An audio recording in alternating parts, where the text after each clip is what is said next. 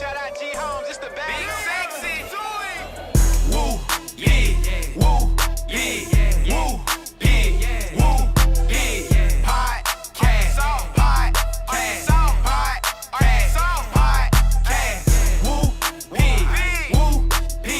woo, pig, woo, pig, podcast, Football, basketball, whatever you need. podcast, woo, pig, Shout out the fans, man. woo, pig, Keep the support alive, let's get it. podcast, You know we gon' keep it real every time. Every single time. woo, pig, woo, pig, woo. Yo, welcome back to another episode of the Woo Pig Podcast, where we talking about these Razorbacks, baby, every day, all day. I'm your host, OD Oliver. And as always, don't forget to comment, like, and subscribe. We doing something different today. We allowing our subscribers and the people that come back to watch our videos to lead the discussion. It's all on y'all today. But before we do that, you already know who I gotta get in the building. Hey, man, you got your boy G Holmes in the building, man, a.k.a. the big sexy one. Somebody holler for me. Oh, my God. And always, man, we got to bring the bad little brother everywhere we go. Brother, man, y'all can't go nowhere. Y'all take that little bad little boy with y'all. Man, what's going on tonight, Woo Pig family? How y'all doing, man? Let us know where you're from, where you're at in the comments, man. Leslie Byram got it. He in here early. If Arkansas don't win against Florida, I do believe Pitman will be fired after the game. The odds are not looking good for him. Go Hogs. I love my Razorbacks, but something got to happen. Something got to happen. Oh, hold on just a second, man. I want to do something right quick. We got a letter from Miss Janet LaRue.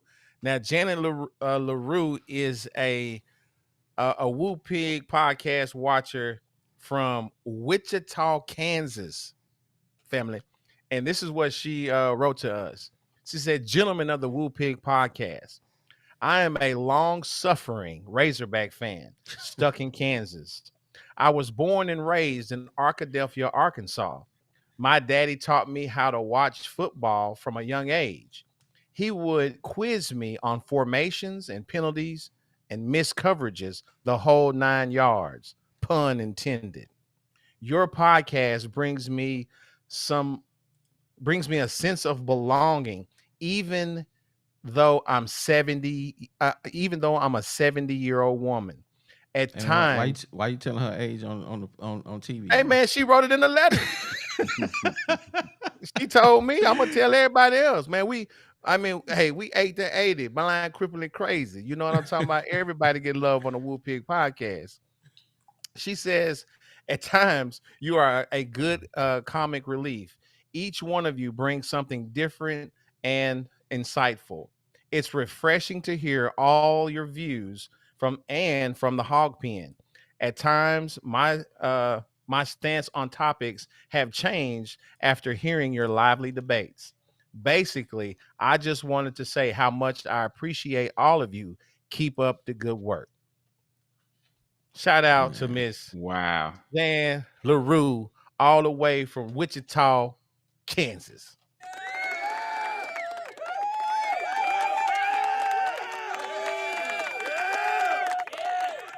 Man, thank you for sending us that lovely letter, Miss LaRue. We really appreciate it. We appreciate you supporting the channel.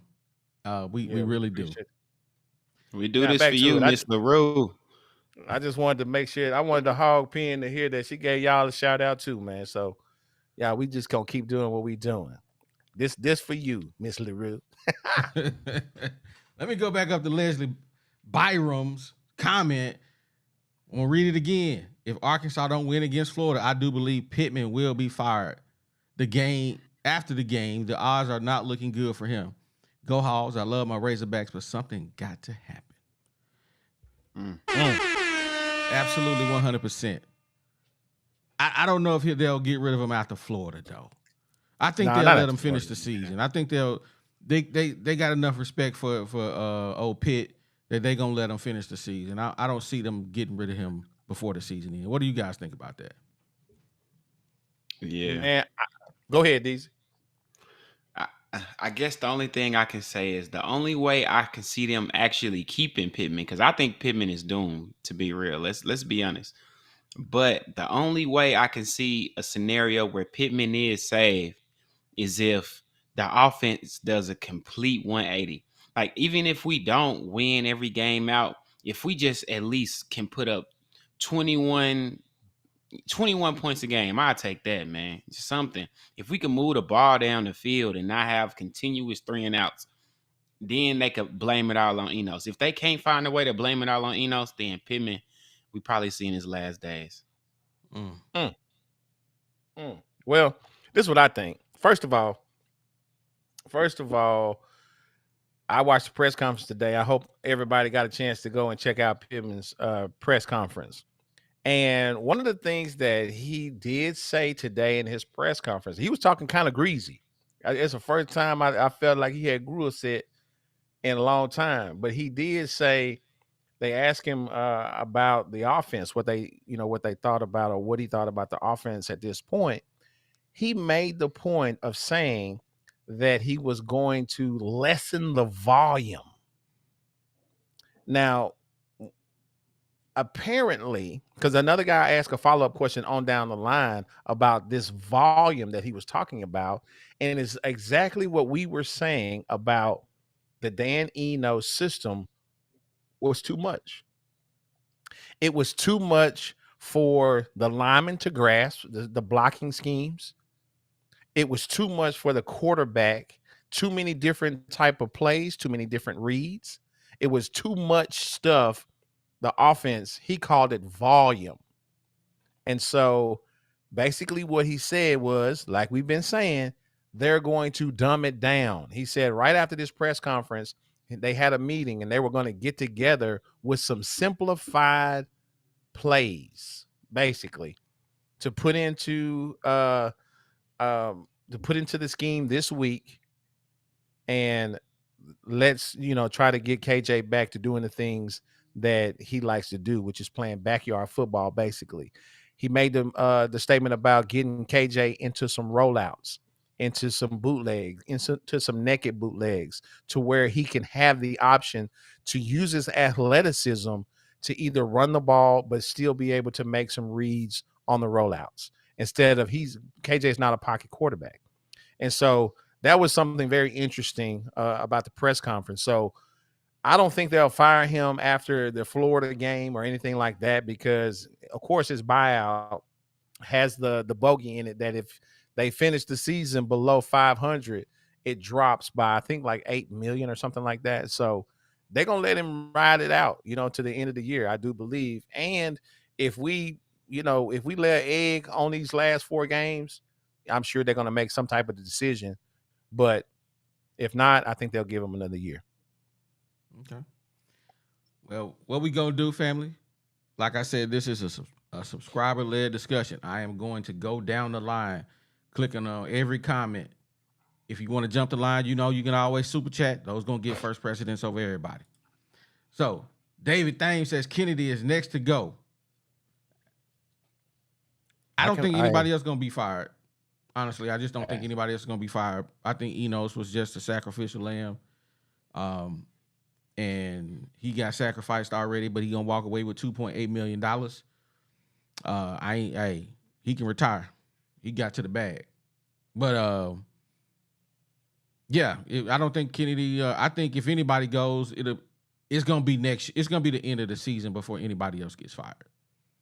So, what you guys think about that? I think so. I mean, yeah, I think so. Yeah. I feel like it's Pittman or nothing at this point, because I'm starting to really realize, like, the fact that he didn't let Enos and Kennedy go it really goes to show how deep that connection between Pittman and Kennedy, Kennedy is.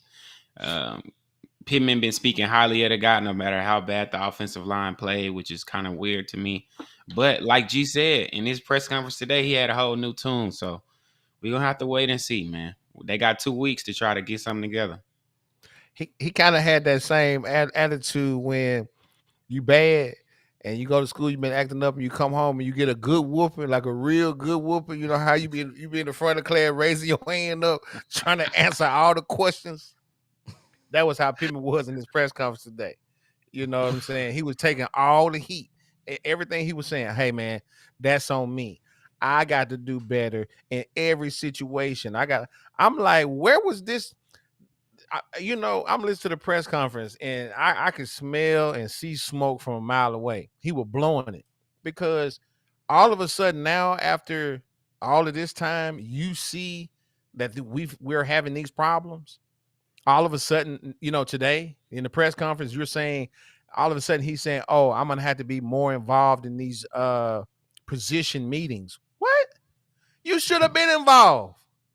Man. That's what he said. He said, "Oh, I'm gonna have to be more involved in these position meetings." And man, you should have been doing that. When you lost to BYU, you should have kicked the door in and be like, "Look here, man, what y'all got going on in here?" I got a question stemming off that. So which Pitman do y'all think is the real Pitman? Do y'all think this is what Pitman been wanting to say all along, but he just didn't want to hurt Dan Eno's feelings? Or do y'all feel like he just had to put this on for 100-year check so he wouldn't get fired soon? Like, which Pitman is the real Pitman? Because I seen some fire today that I've never seen in that man before. Y'all let me know. Well, I got a super chat from the Hog Wild podcast. Thanks for supporting the channel. He says, to play devil's advocate, my brothers, what if Guiton puts up 300 plus yards at Florida in a 7 to 14 point win? Do you think they would hire him full time? No. I say yes. I don't think so. I say if Kenny Guiton somehow magically resurrects this offense to go into the swamp, a place we never win, put up 300 points and 300 yards of offense and we get a good win. Nah, dog. He gonna jump to the front of Coach Pittman's list. Like, now, obviously, I would still want somebody a little more proven, but at the same time, if we could keep it in house and he can, I don't know, man. I'll be with that. I'm not a Kenny Guiton hater at all. I'm not a hater. I'm just saying the question was, do you think they would hire him? That was the question. Do I think so? But I don't think they will. So even with an amazing offense. He in the same boat with Dion. They didn't hire him because he had no coaching experience. Mm-hmm. They didn't hire Barry Lundy because he had no coaching experience. No coaching experience. Let me say that. And think about it. I don't think definitely not gonna hire him. Yeah, I don't think they're gonna give him a chance. I don't think Check gonna go back on what he believes that you need to have some form of coaching experience. I mean, everybody been saying that's what y'all think the organization would do, but what would y'all do? What would y'all feel as fans? Would y'all want to bring him back or no? At this point, I think everybody if he turn it around. Hey man, this ain't your discussion. This is a fan-led discussion, man. You're right. Stop trying to think the boy. Hey, I was gonna say I don't know on that one. I don't know. We're gonna go to the fans. If y'all want to hear us talk about that, make sure y'all put it in the comments, man. Make sure you put it in the comments. Let's go down here, man. We got Leslie. He from the Fayetteville. They got Purdue this weekend. Luann, Arkansas. Tonka Todd. What we got here? Jackson Lee is from Muskogee, Oklahoma. Man, I ain't never spent too much time in Oklahoma. I ain't gonna even tell you. Man, I went to the Black Rodeo down there in Muskogee and Okmulgee down there, man. It was a good time down there, man. Parrot Hog said Pitman will not be fired during the season. Yeah, we know that. Yeah. I agree with that. Man, I mean, you can't fire your coach in the middle of the year unless he have a wreck on a motorcycle. Oh man, Asian. Oh man, I would butcher his name. Absurdity. Pitman getting another year. Suck it up, fellas. Changes are coming, but not at the head coaching position. I believe that. So if Pitman win no more games, rest of the year, he coming back? Oh no, not if he. I mean, I'm telling you, if he go one, how many games we got left? 5? 4. We got 4 games left. He go 1-3. He coming back? Nope. Because that's So- the position of the team whenever he took it over. He can't come back. Yeah. He gonna have to have a major turnaround to come back, in my opinion. I want to And know. I mean, that I want to know from absurdity here. What is he? Are you basing this on what? Why are you saying he comes back if the scenario he only wins 1 more game? Why does he come back under for what reason do we bring him back? I want to know. I want to hear from you. Let us know in the comments. yeah, I don't Let's think. see. I mean, I don't see a reason for it. Mr. Kicks 32 says if the Hogs win the rest of these 4 games, then maybe Enos was the problem on the offensive side of the ball. Well, go ahead. I got something else to add on that one, OD. Man, Pitman admitted that they got more problems than just Enos. They got mad problems, and if you check out what's that guy's name? Carter the Power breakdown of the offense on the Hogs. Man, those guys the offensive line just getting pushed around, man. Like they not even there, bro. And that's just disheartening. And I don't think any offensive coordinator is going to solve that issue. Them dudes need some milk. They need something. So what you guys think about that comment? Well, another thing that he said in the press conference today, when they were talking about Enos and they were talking about the offensive line and running the football and some of the passing routes, he hung it on Enos's neck. He said, because of, the schemes that they were running, he said, we had problems with blocking. We had problems with being able to run the football, and we had problems with our receivers getting separation because of some of the route designs. Now, if that ain't hanging it on his neck, what is? So if they turn around, it's just going to allow them to even more so point a finger at Enos and try to save his own neck. But he stepped in too late.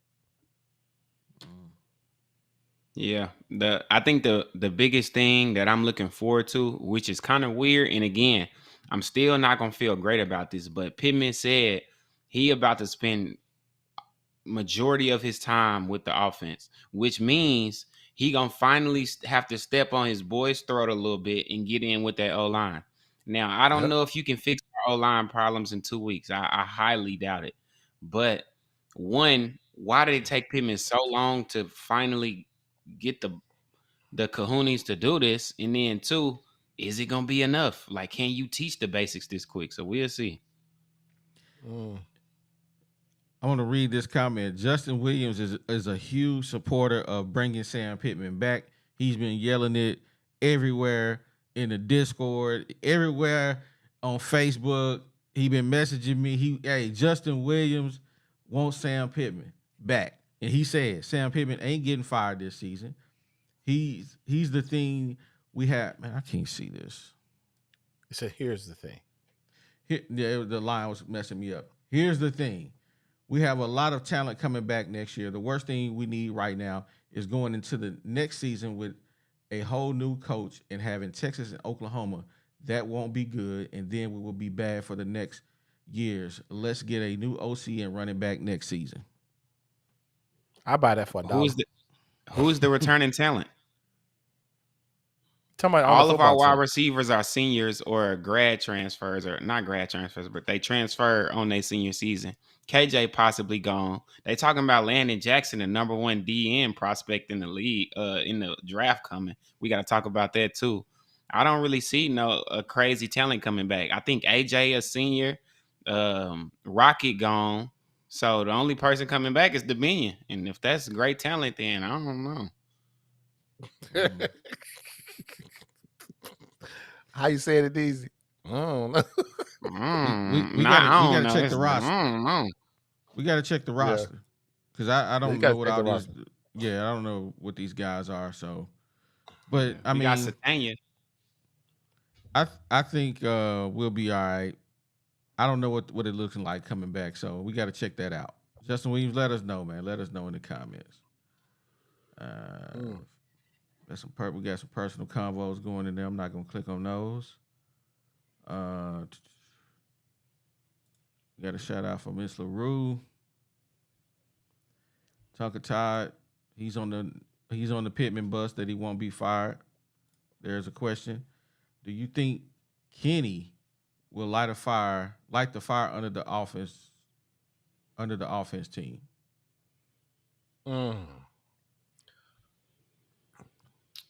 Somebody want to take I say that? yes and no.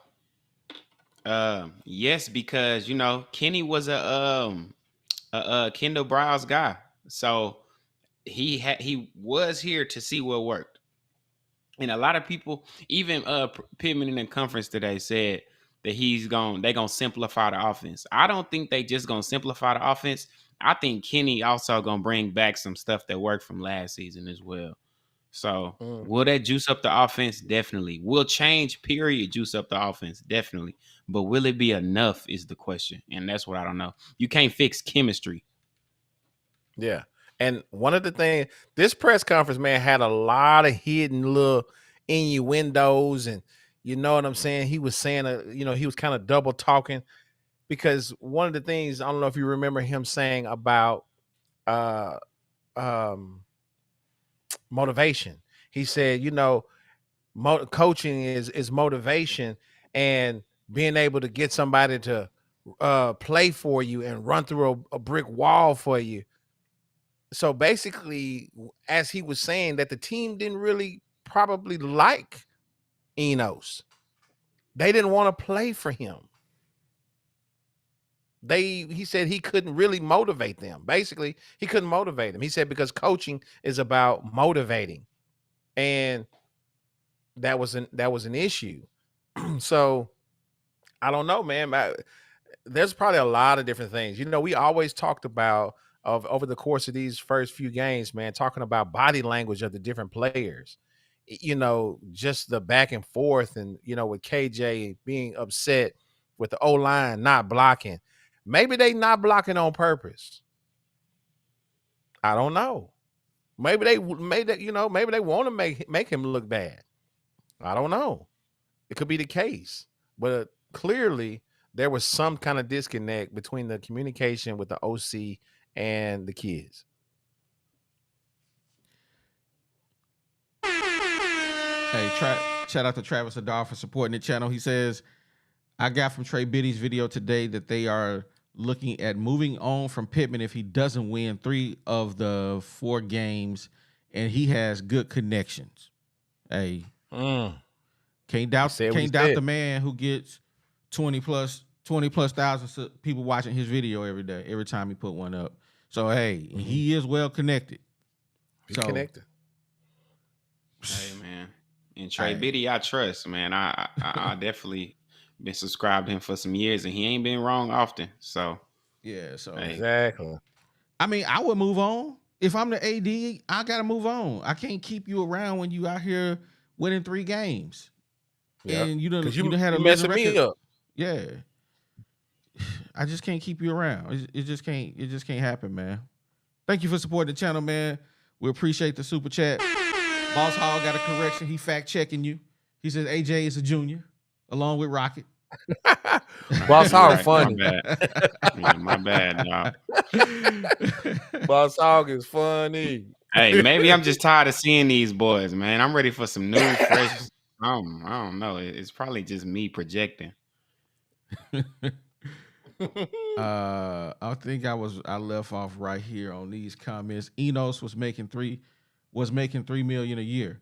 Yeah, he was, but that buyout only gave him $2.8 million. He shouldn't have been making no $3 million. He ain't worth $3 million. That's crazy. Nope.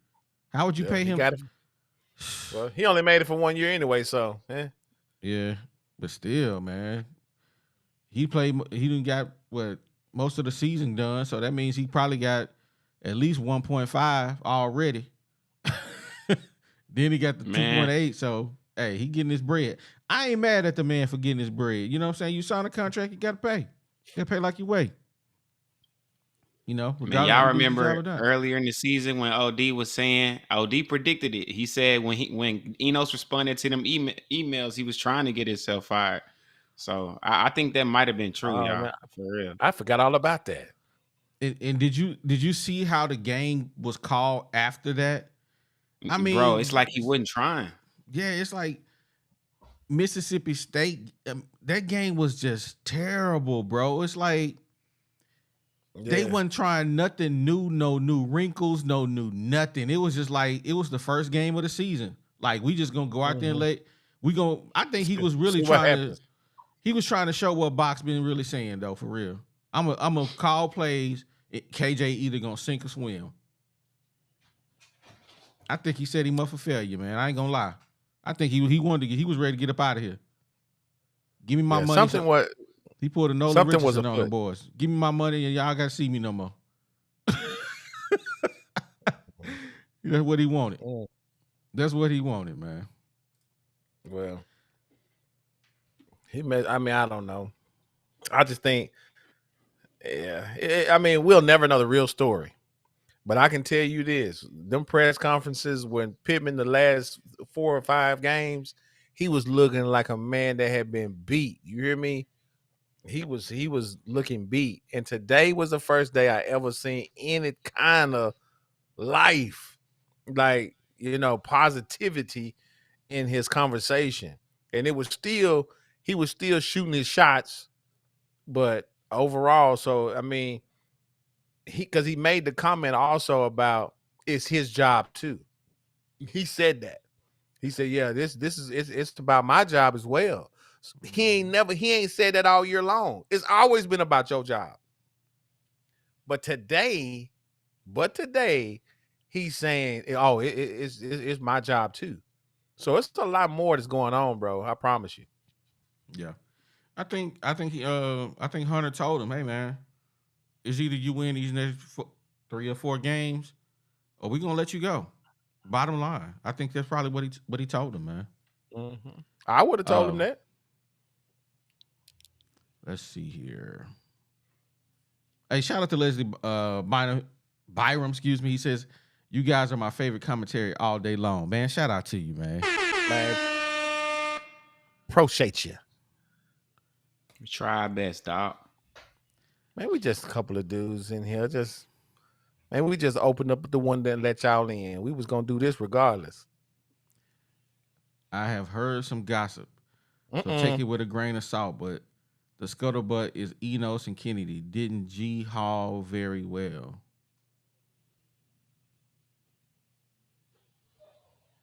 Is he talking about like recruiting, or what is he? What do you mean by G Hall? What you mean, Tonka? Tonka, you gotta come up and say it with your chest. We don't know what you're talking about. Yeah, I don't know what you're talking about. I don't know what you're talking about, man. Let me put anybody want to come up and kick it with us, man? You're more than welcome to, man. We ain't holding y'all back tonight. Let me put that in the comments. Put it in the description. Hey, man, wouldn't it be amazing if Enos came out, like, let's say Enos got super mad. What if he came out with like a real crazy think piece or an article, just letting it all air out? Like, man, I hated KJ. Pitman got on my nerves. Like, man, I would love that. Paper player listening to us while he headed down to Texas. Be safe, paper player. Todd is in the building, man. He's in the building with us. What's going on, Tonka? How you doing tonight? Todd? What's up, fam? How y'all doing? Man, better than we supposed to. Kicking it with the family, man. Kicking it with the family. So what were you trying to say, Tonka? We trying to figure out what you're trying to say. I've been hearing for a little bit, and I haven't said anything about it because I've not been able to, like, corroborate the story, you know what I'm saying? To say, yeah, this is definitely the situation, so take this with a grain of salt. But apparently, if rumors are to be believed, this year, not only was it the players that understood that Dan Enos' offense would not work, and therefore they just, starting with KJ, just said this ain't going to work and checked out. Kennedy also said this isn't going to work and him and Enos didn't really jive well together on the coaching staff. And this is scary to me, because if one whole side of your team, if your offensive side of the team just gives up on you, starting with the quarterback, that's dangerous. That is not that's not a head coach that has control of his locker room. That's half a team checking out, starting with your quarterback. And then when if it's true, and your O-line coach is also like, no. If they're willing to put their own personal pride above what's best for the team and for the university and the program, then they need to go. It's bad news. I'm with you. Now, Boss if Hog, that's what's true, happening, baby? Hold on, I don't think Tonka was finished with what his. Oh, my bad. Go ahead, I finish up, Tonka. just said if any of that is true. Okay, gotcha. I was gonna ask Boss Hog, did you get that yard cut?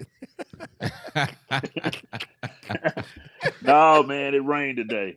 Oh man, now Rain you in this trouble. And then I'm supposed to get some rain all this week. Oh man, don't you hate that when it happens?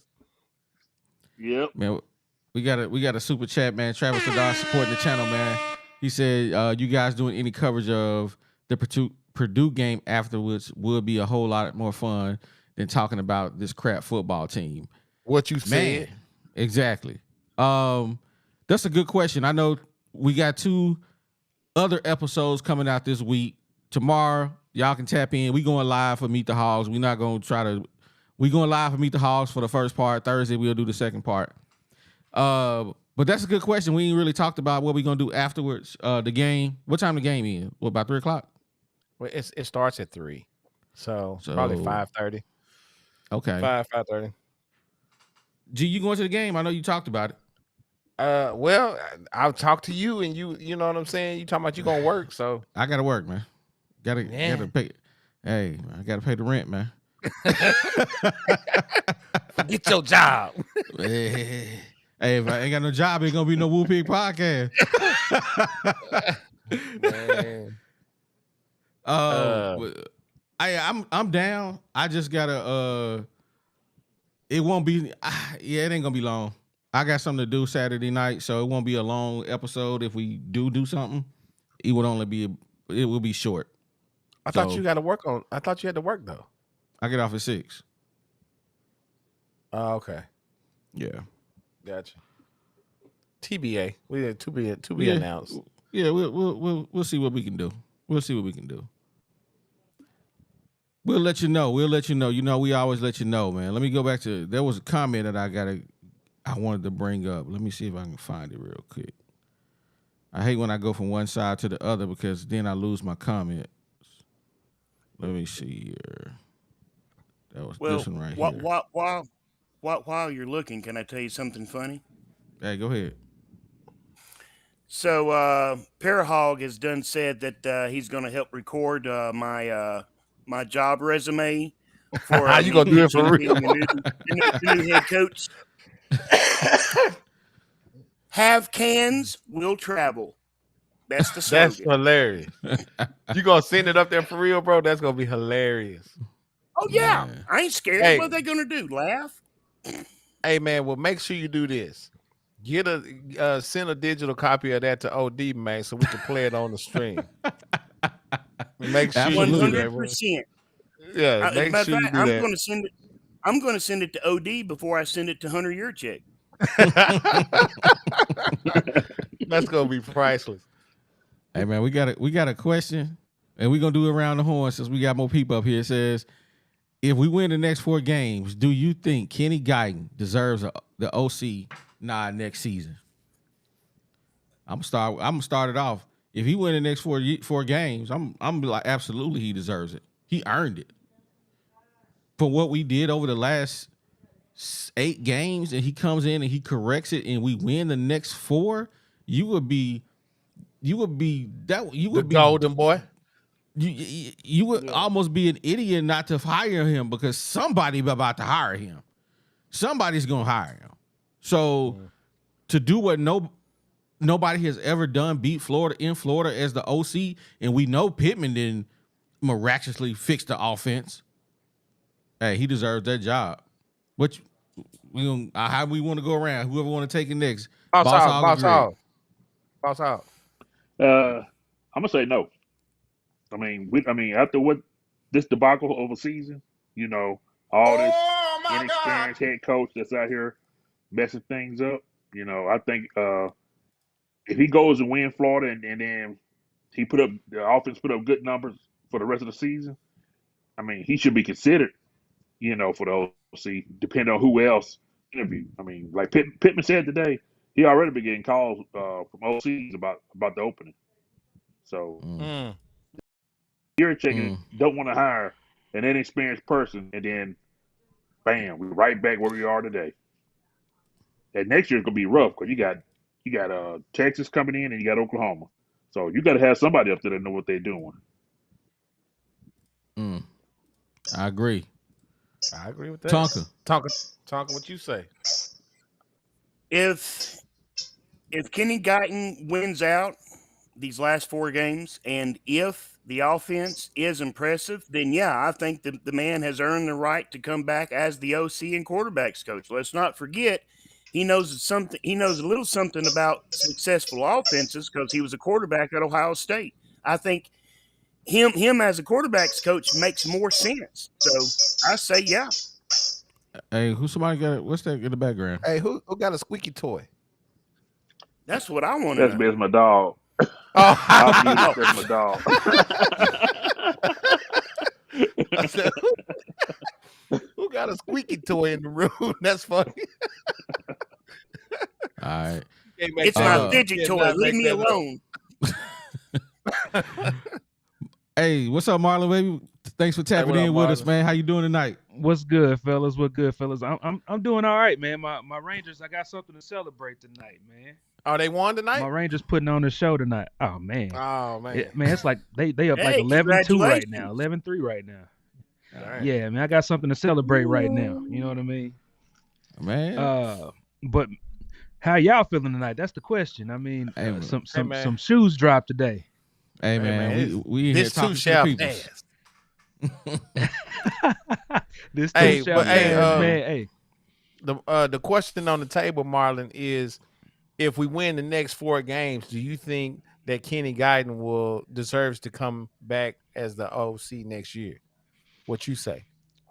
My take on that is the only way that he would come back is if he pretty much does like extreme, like there has to be something extreme happen, in my opinion. I think that he should deserve to be in the conversation, but based on where we're going next year with, like I said, the addition of Texas and the addition of OU, man, he has to be outstanding. He has to put up Bobby P / Kendall Brow's numbers in order for him to even stay next year. I'm gonna be honest with you, man. I mean, he would deserve to be in the conversation, but I don't think that Sam Pittman will be here long enough for him to stay offensive coordinator. So, I mean, it's gonna have to be a clean slate at the end of this season, in my opinion, man. And I mean, and based on what Tonka Ty was saying, and then based on what Trey Biddy was saying earlier on his show, because I watched that too. It's not looking good for Pitt, man. It's not looking good for him at the end of the season. So I don't even know that Kenny Guiton is going to be here at the end of the season for him to even get the conversation. That sucks.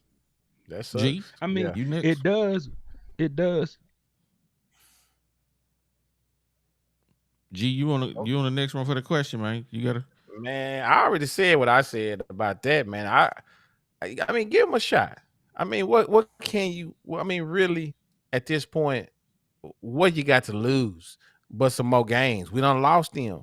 If this dude can win the next 4 games with the exact same talent, man, give him a shot. I mean, that's what I say. You ain't got to agree with me, boss. That's why your grass gonna be 6 feet tall, sucker. No, I agree with that, G. I really do. I agree with that. They really don't have anything to lose at this point, man. Yeah. I mean, yeah, for this actually, season, but next year is different. Yeah, okay. actually, I Arkansas- agree with that. Next year is different, but I mean, if he can, I mean, because we're really at this point looking at a 4-game season. The rest of them games, the rest of them other 8 games is really washed out. We are looking at a 4-game season at this point. It's 0-0 right now. And decisions will be made from these 4 games. So if he can win, he can go 4-0. Hey man, he won. Well, there's a lot more on the line these last 4 games, guys, than just Sam Pittman's job and jobs on the coaching staff. There is players hitting the transfer portal. That is a very, very, very real thing. Mhm. There is a highly touted recruiting class that we could lose. Well, did you listen to the press conference today? He said that they went before they announced it to everybody else. They sat down and looked at all of the recruits and said, who do we need to call to firm up?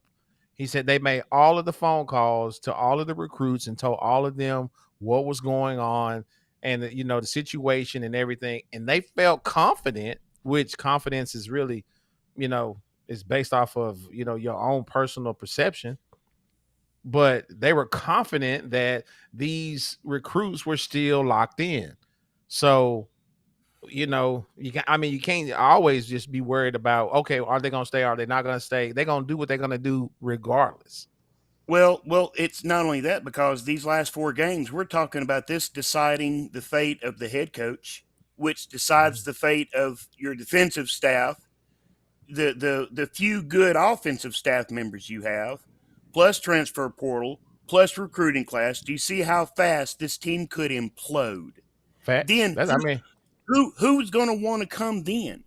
So now you're looking at a rebuild, okay, that's going to take 2 additional years, because it'll take 2 more years to try to improve what talent would remain before you could attract more guys. That's how football works. This ain't Xbox. This ain't the PS5, right? You ain't putting 600 points into this dude and 50 points into that dude. This is real people with real life decisions they have to make. And if Arkansas looks like it's a dumpster fire, what recruit is going to want to come? And if your team implodes right now after these last 4 games and Sam Pittman's gone, then Arkansas program will implode, and we'll be right back where we started at the end of Chad Morris. All right, man. Y'all ready for the bad little brother take, so I can go and clean this up? I done heard all y'all talking about all this stuff, man. Let me tell y'all what's really going on. So first of all, we got to answer the question. The question was, if he wins the next 4 games, do you think Kenny Guiton deserves to be the OC? If this man, how many wins do we got right now? We got 2 wins, right? 2. So you mean to tell me that if this man win 4 straight, that's what the question says. We going purely hypothetical. If this man fixes this offense, fixes KJ in a bye week and a half, and we go to Florida, beat them. We beat Missouri that's going crazy this year, giving everybody looks. If he can fix this team in this short of time, y'all are crazy to say that he don't deserve that next year. What does that say to any other coach? If this man single-handedly does this, we gotta give him that. That's crazy. Like y'all would rather take a chance with some other name, no name, or whoever it is.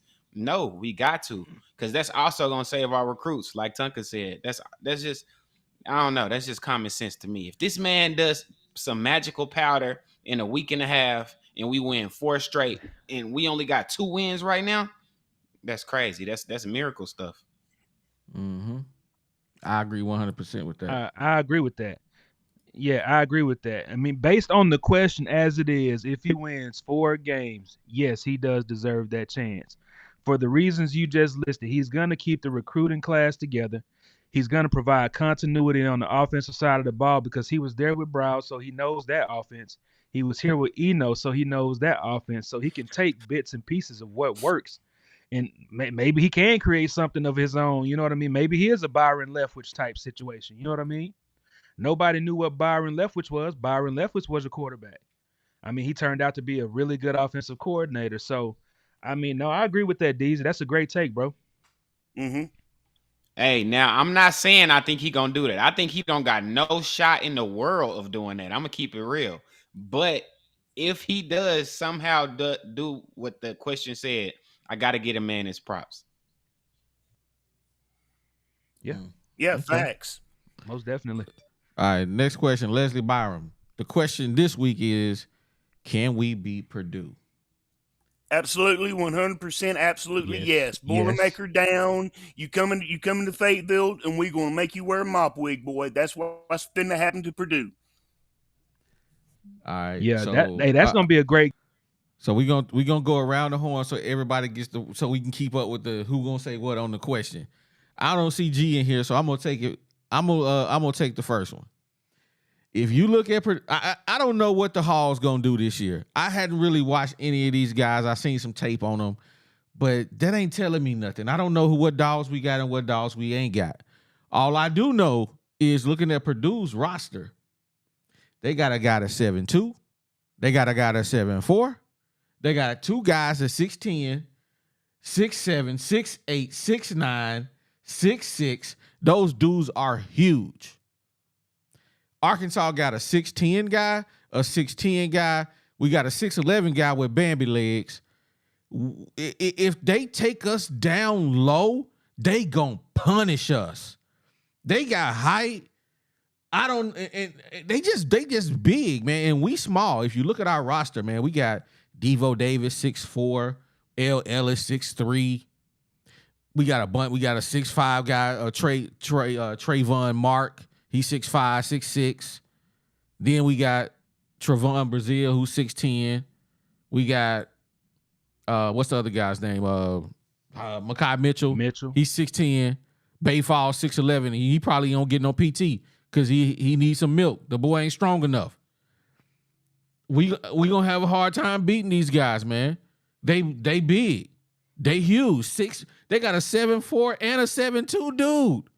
They the Twin Towers out here. I'm gonna say no. We ain't got a chance. Hey man, but we got some shooters this year. Hey man, I ain't about trying to hear that. That's exactly where I was about to take it, G. Man, we got some shooters this year, and they said that your boy. Hold on, bro. You stay in your spot. Your spot is over number 5. Boss Hogs next.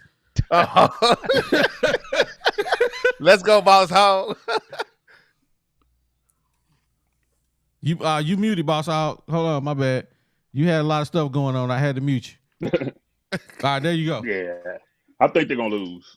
I think the Hogs gonna lose. I mean, Purdue is loaded. They got shooters and they got height to pound in the middle.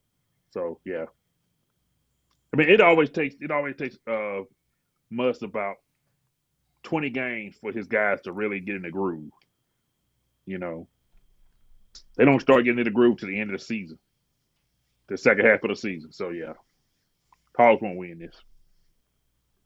Okay, Tonka, what say you? Oh no, we winning this game, Boss Hog. Purdue.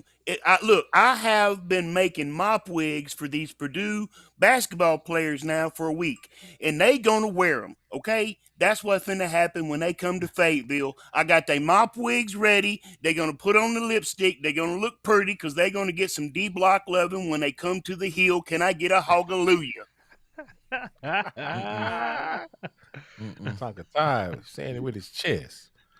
Man. How do you follow that, man? I mean, but no, I think that they got a chance, to be honest with you. I mean, when I look at Arkansas, I think about matchups because what I see from this year to last year, from last year to this year, I see more quickness on the court. I see higher basketball IQ, especially when we run in the point guard position. I feel like L. Ellis has a great basketball IQ and he's a great shooter and he's also a great distributor. But what I also see is he also led the country in turnovers. I'm sorry, I didn't mean to cut in on you. No, you good. Oh, you good. Oh, that was. We talking about now. We talking about what I saw this past weekend. I can't speak to what happened last year. He did lead the nation. You say the nation in turnovers? Yes.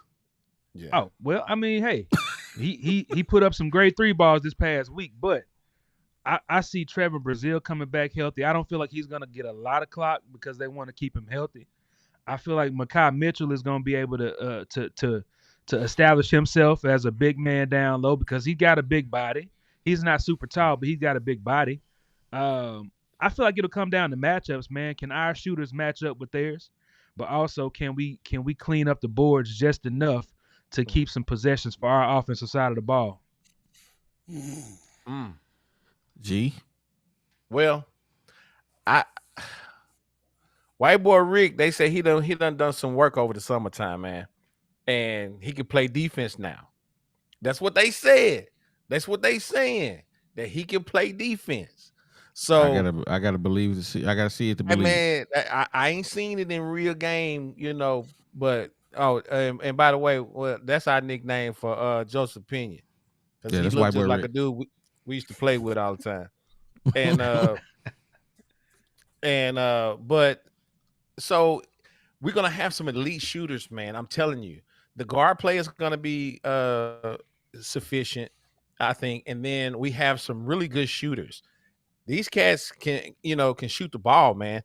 I'm looking to see what they are going to do in some real live game. This is going to be a real test. That little Rudy Poo high school team that they played the other day, they were just getting off. You know what I'm saying? That's all that was. Everybody was getting off. Okay, we're gonna see what you're gonna do against these cats when they're gonna run that inside-outside game. What is the other twin gonna do? Is he going to be able to battle with a dude that's, he's 6'10"? I mean, a dude that's 6 inches taller than him.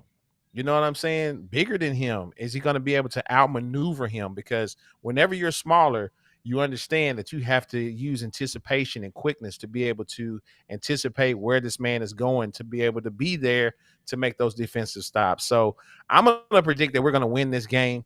It's going to be a big game, in the, up on the hill, man, and everybody wants to come see it. It's a big team coming there. So I'm going to say we're going to win this game. It's going to be a close game. I think it'll be a good one too. DZ.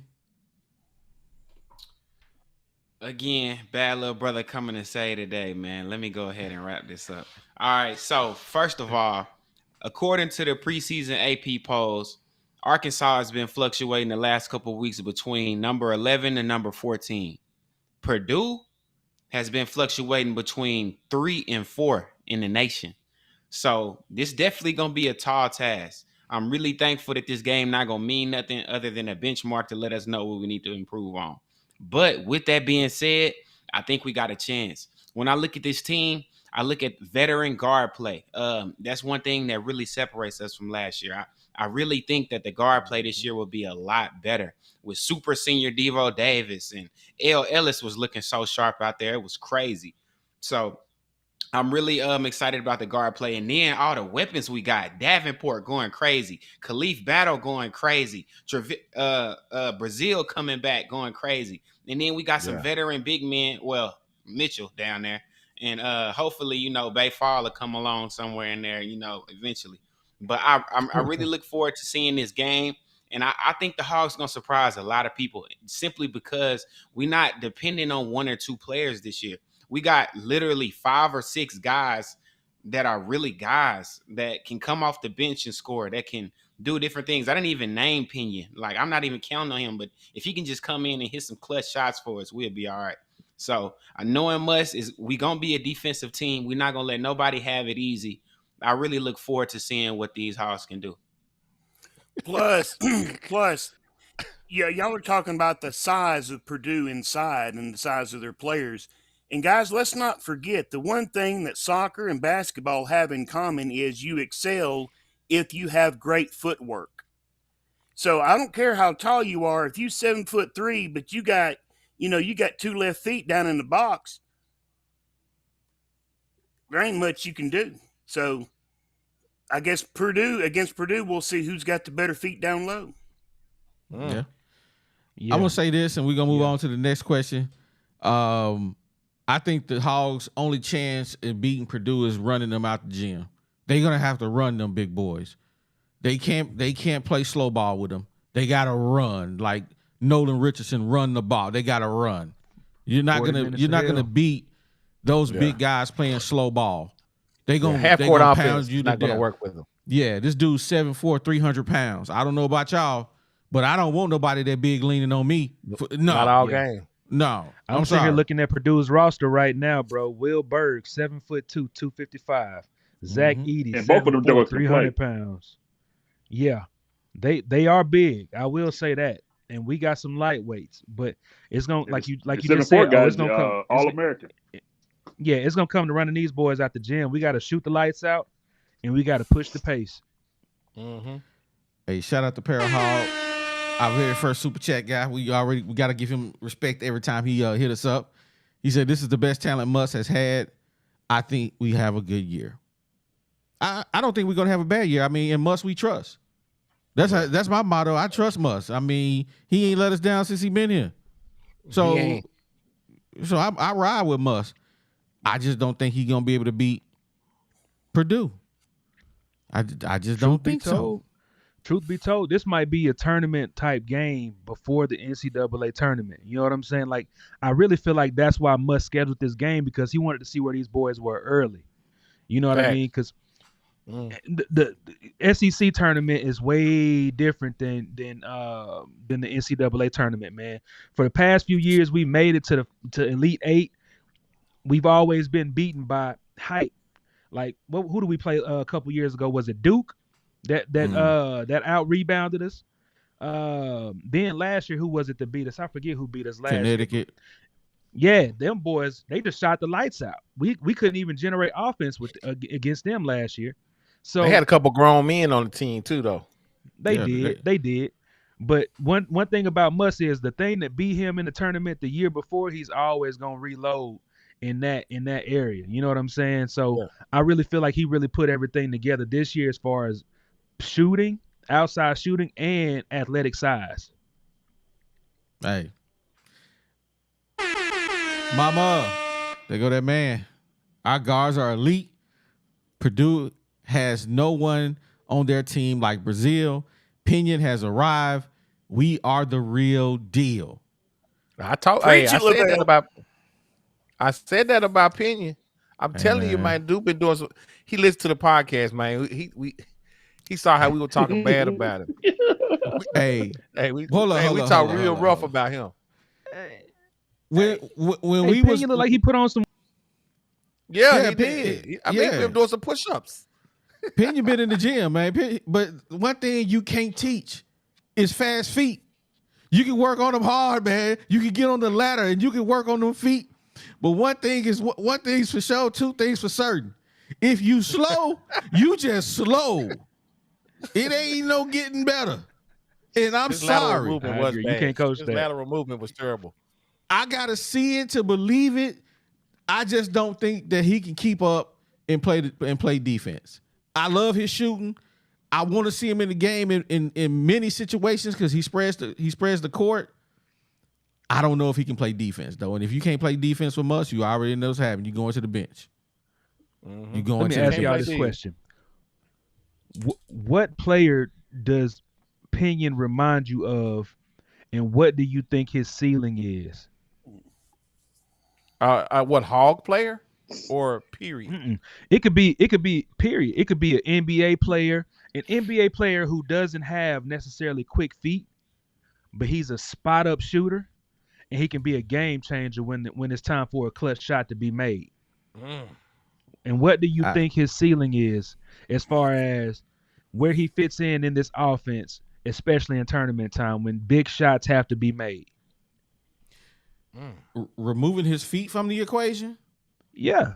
You don't have to have good feet to shoot. Duncan You just need them Robinson. strong enough to push you off the court. Duncan Robinson. Who is that? Duncan Robinson for the Heat. For the Miami Heat. Oh, okay. That's who he remind me of as far as a shooter. But Duncan Robinson got way better feet. So I mean, that's just who I can off the top of my head. But man, Pinion ain't really done nothing yet. So Pinion got to do something first. Yeah, he don't remind me of nobody off the top. He kind of, he don't remind me of nobody because he ain't been playing. Who he remind you Maybe of? Dusty Hannah? I was just finna say that. Dusty Hannah's. Nah, that's he a ain't good. no Dusty Hannah's. That's Dusty a good Hannah's was comparison. He was that guy, man. Dusty would shoot that thing from anywhere, man. But he couldn't play defense. Yeah, but he either, wasn't though. bad. Yeah, he could Dusty play didn't defense. play no defense. Yeah, he I'm couldn't play looking defense. at I'm looking at Duncan Robinson right now. You pretty spot on with this one. I mean, Duncan Robinson is a pure shooter. You That's know what all I'm he saying? But he is. does have good feet. Yeah. Mm-hmm. No, that's a great comparison, man. I was just interested to know what y'all think his ceiling is more so than anything, because if he's a spot up shooter, man, that's something we didn't have last year. You know what I'm saying? Jordan Walsh was great on defense, but it seemed like Muss was trying to tame him last year. And you see what he's doing in Boston right now. And Anthony Black was a great distributor, but he wasn't a great spot up shooter. You know what I'm saying? And then when Nick Smith Jr. came into the game, I mean, he just threw the whole team chemistry off. You know what I mean? So I'm just interested to see what these boys do this year with these point guards and these halfway Bambi leg big men. You know what I mean? That's what I'm ready to see. Para Hall said he got a chance to beat Jordan Walsh and Joseph Pena. Man, that's what's up. It's hard. But I got it, man. This dude right here, he loves shooting shots at me, man. He loves shooting shots at me. I don't think OD is really qualified to talk basketball. He barely can talk football. Purdue are big, but they're slow and will get tired. See, I can tell Lavelle Hill, I ain't even gonna call him by box no more. I'm gonna call him by his Lavelle Hill name. Don't know nothing about basketball. Because I sat there and said, the only chance the Hogs got to beat them is if they speed up the game. There is no way in HELL hockey sticks that they beat them in a half-court game, bro. You gotta be mad dumb to think that they can beat them in a half-court game, bro. It's one thing I do know is I know some basketball, bro, and I'm telling you, there's no way they're gonna beat them in a half-court basketball game. No way. We've been never seen a shot he didn't like either, man. I'm telling you, so he know basketball. It's no way. No way. That They dude, beat he them open. in a half court. Y'all emotional when y'all talk about these Hogs. When we talking basketball, it ain't no emotions with me. I can look at the game and I'm like, oh, we finna lose. I'm telling you, they play slow ball, they losing. They can come. They better run, because there's no way they beat them in a half-court basketball game. And y'all out here being all emotional. Y'all ain't seen none of these dudes play in real life. Yeah, I mean, we got 10 new guys on the team. Y'all mean to tell me y'all watched Louisville last year? Kill yourself. No. You ain't watched no Louisville basketball. They was trash. They won 4 games last year. Bro, you smoking that real stuff right now, bro. Don't come at me when it comes to this basketball, bro. I'm telling you, you smoking that real stuff, and you think L. Ellis, that you watched him go win 4 games and lead the nation in turnovers last year. Kill yourself. Next comment. Hey man, let me say this, man. I love it. I love OD it. on one. Yeah, you can't play with OD about that basketball, but I say this though. OD also is a what did you do last year type of guy. People can improve. People can change. Different situations can help you grow. Now, I'm not even really defusing you, but I'm just saying, if you ever listen to OD takes, remember, you gonna have to show him first, and then he'll believe you. That's all I'm saying. Okay. So let me ask you a question, DZ. Let's say you knew somebody who smoked crack. You gonna let them stay in your house? Hey, you gonna let them stay in your house while you run down to the Walmart and get some food? Hey.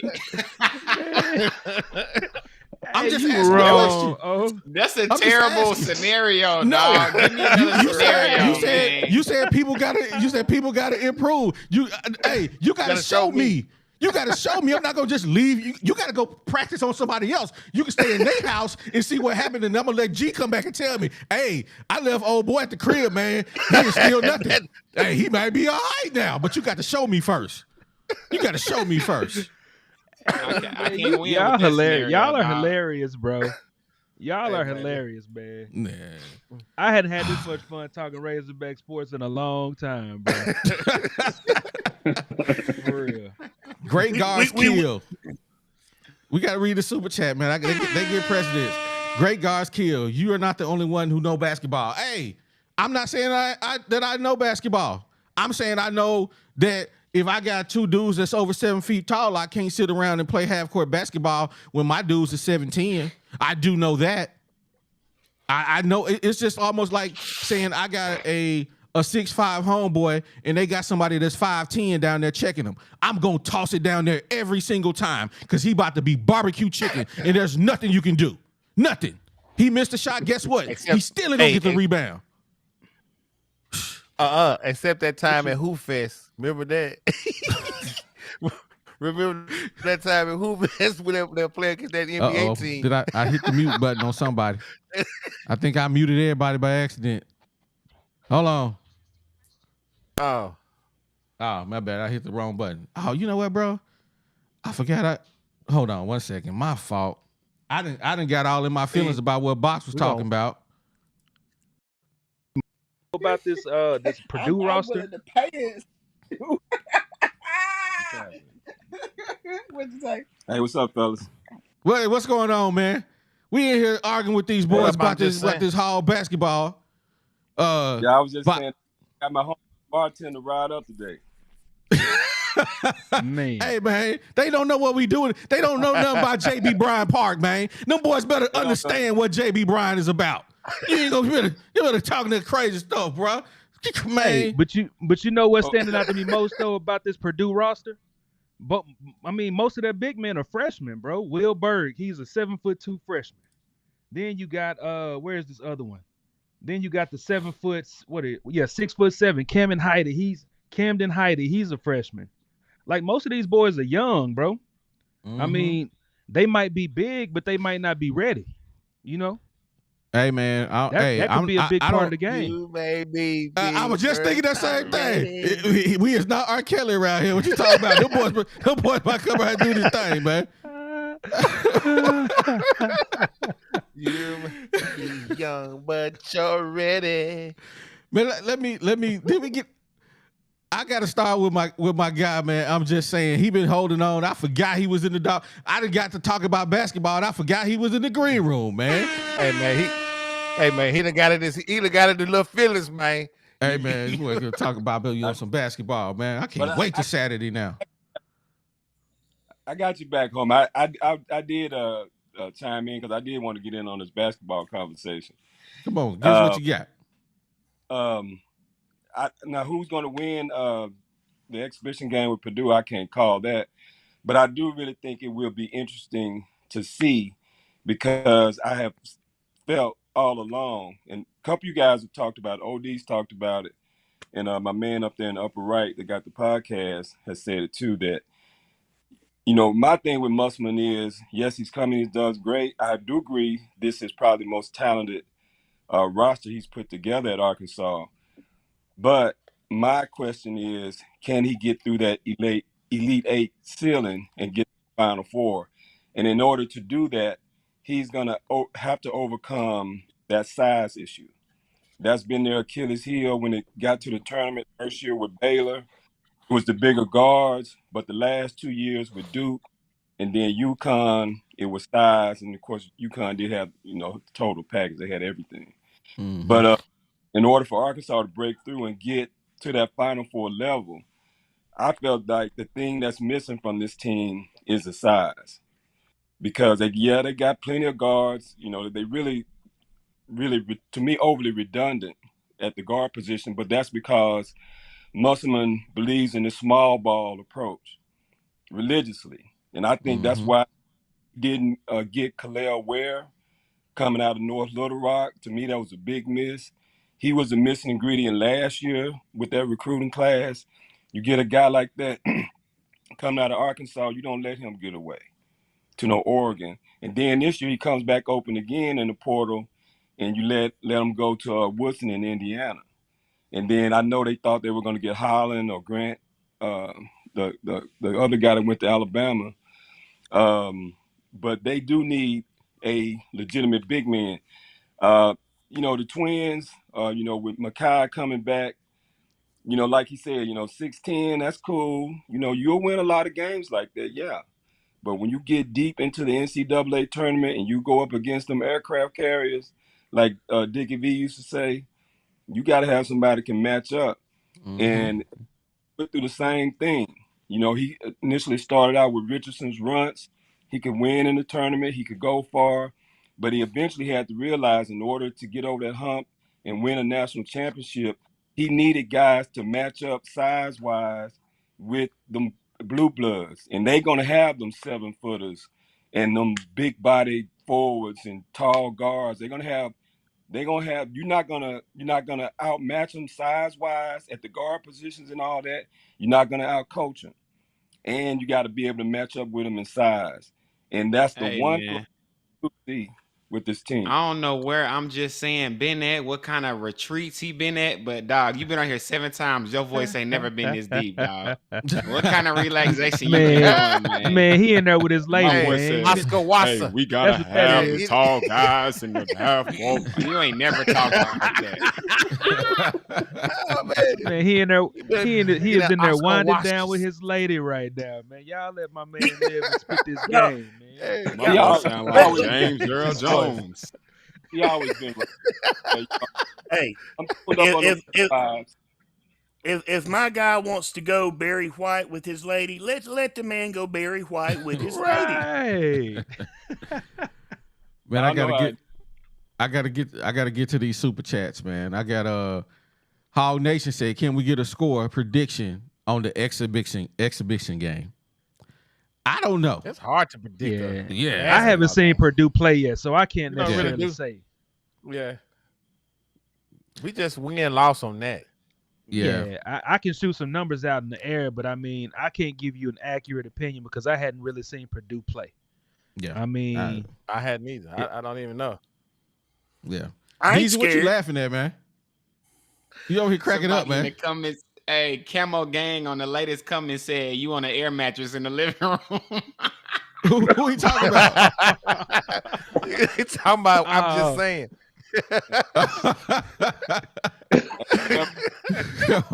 Camo Gang be cracking jokes, man. He be. Hey, thanks for supporting the channel, man. We appreciate the super chat. We got Lavelle Hill is back. Don't make me jump on there and shut you up. Hey, you know I ain't scared. Then he says Baylor beat us Put with the link in the guards. description. What you got to say now? You talking about when we had JD Note? Because he Right. was the best player on the team. Yeah. What you talking about? I mean, and then we had Moses Moody who was barely showing up. He ain't did. I mean, I don't even understand how Moses Moody became the 7th player in the draft. I don't get it. And he got to the Golden State Warriors and he did nothing in 3 or 4 years but get a championship ring.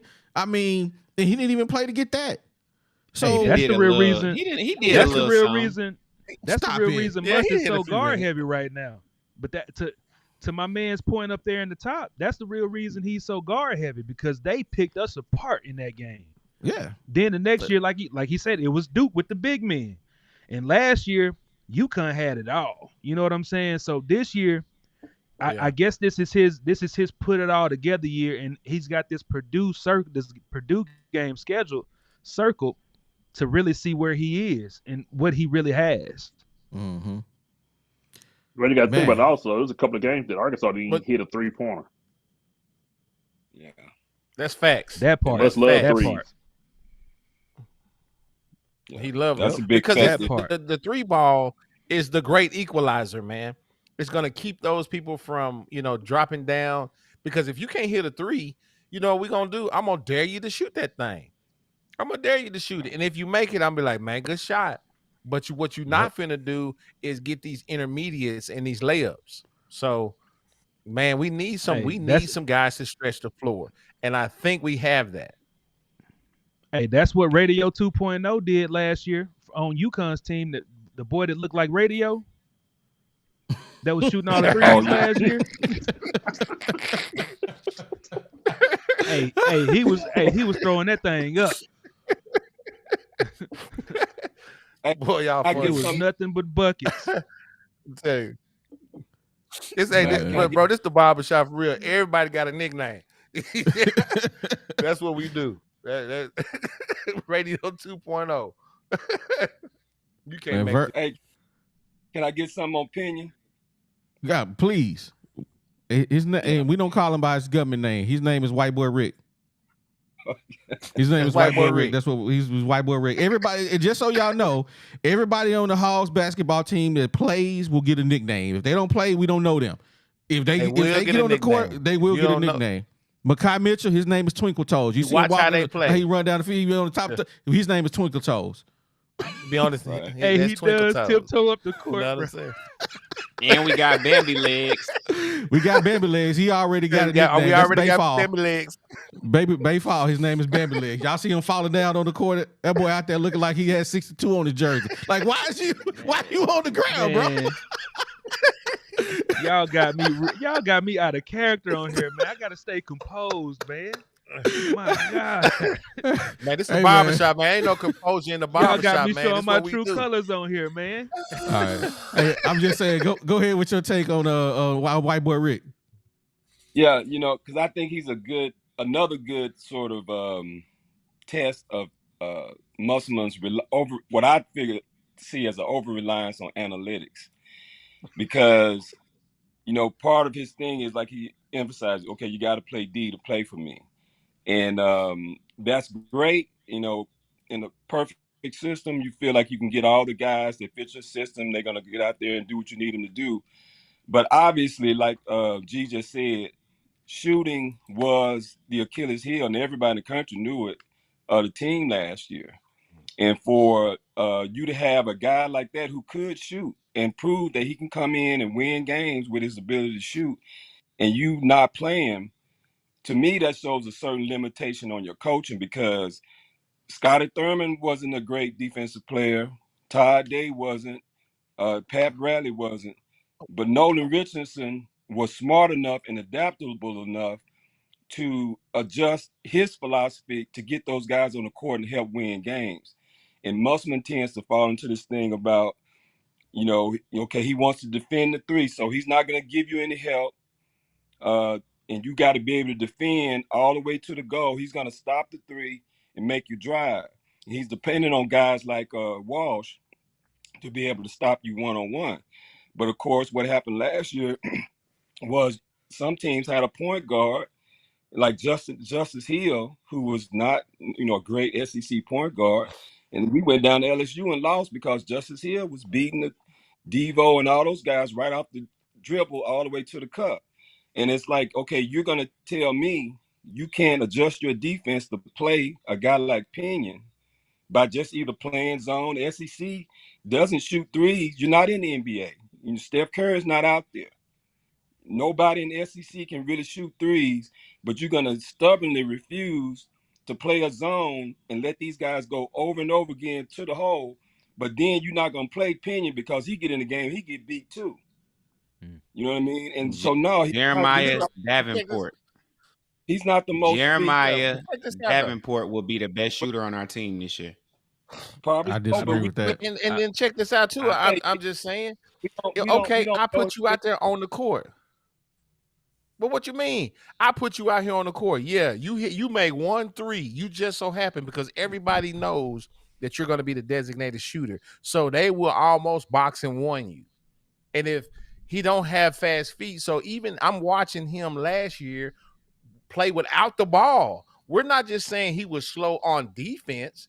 Even his movements from open to open position was slower, so a slower man could keep up with him. So he can't just get the ball. Steph Curry, when they running, he running to his open spots. He's going to tire that man out. Pinion didn't tire a man out because he's a slower player. That's not a knock against him. That's just the way he is. So, but hold on. So if I do put him out there, okay, yeah, he makes 3, but he go down on the other end and give up 9. I can't have you out here because you barbecue chicken, because everybody trying to see who got White Boy Rick on him. Hey, give him the ball. Boom, boom. That's what they was doing in that game he was in. They scored on him 3 times in a row. And they scored on him 3 times. Was it all back to back to back? Florida. And guess it might have been both of them. 3 times back to back. You got to come out the game, man. I hear what you're saying. I'm not denying that. All I'm saying is some of our better defenders were getting beat off the same way. It wasn't just They picked on him because they wanted to get him out of the game because they knew he was a threat to shoot. Hey, Devo didn't have the best year last year either, fellas. Let's just be real, because at the beginning of the season, he was kind of pissed off because he had those young boys coming in, jumping in front of him. So he had to take some time away from the team because he had family issues. That was because he was pissed off and was trying to figure out if he was going to stay with the team or not, in my opinion. So when he came back to the team, he was there, but he wasn't there. You know what I'm saying? And I don't feel like we saw the Devo that we saw the year previous, where he was like cutting in the lane. You know what I'm saying? Making tough shots, playing with tremendous heart. You know what I mean? But I feel like I saw that Devo this past week against the high school team. You know what I'm saying? I saw Devo cutting to the rack. I saw him making great decisions with the ball. You know what I'm saying? I feel like he has a lot more passion this year because he has a lot more to play for, because he's trying to play to get in the NBA this year. Yeah, and let's not forget Devo. That Devo showed up at the end of the season last year too, and especially in the tournament. And that's the main reason we went as far as we did, because Devo did eventually mature.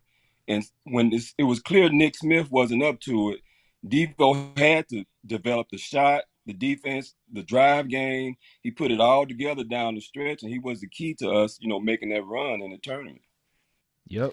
And the thing that's when it came to March, that boy was balling. March Madness, he was balling. Yeah, he do that. And he wasn't. That's the Devo we about to get all season. Was crying. He was like, it just meant so much to me. It just means so much. I mean, if y'all didn't feel that interview at that game, I was like, oh man, I almost dropped a tear out. You know what I'm saying? Let me ask. Do you think that Devo can be an X factor this season for this basketball team, based on the Devo that you've seen previously, the Devo that you saw at the beginning of last year, when he was pissed off, but then when it's tournament time, he turns it on? What do you think about Devo, bro? Man, I love Devo, man. Devo is always the X factor on this team, because you really never know what you're gonna get with Devo. He may give you 5, he may give you 25. 40. He is the X factor, man. You have to account for Devo. Devo is gonna check your best player. They're gonna put Devo on him. He might not have that responsibility solely this year because they got Mark, because that boy can play some defense. But yeah, man, Devo is that guy, man. He's the leader of this team. This is his squad. As the locker room is his. It's his. He may not be the best player, but this is Devo's team, hands down, no questions asked. But I want to move on because we got a lot of comments that we ain't got to yet. Well, hang on.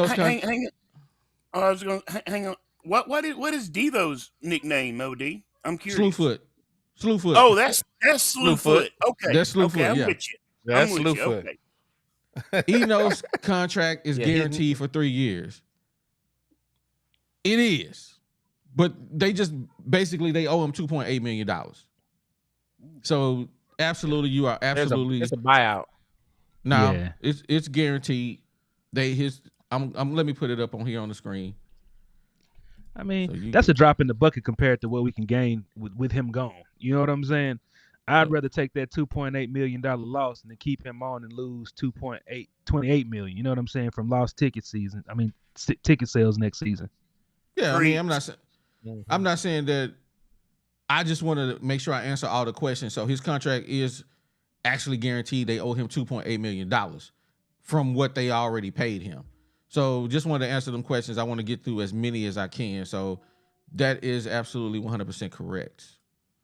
I gotta talk to this dude right here. James Knight, they shooting shots at O tonight, man. They shooting shots at me. He said, you 5'2", you ain't never seen the court off the playground. Hey, all I know is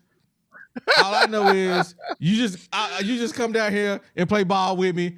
Actually, man, you know what? I don't even play ball no more, man. I'm almost 50 years old. All I know is on the playground, off the playground. Don't leave me open. And you can ask anybody in any league. Don't leave. Who got O? That's the question. Hey, and I'm gonna tell you, you're right.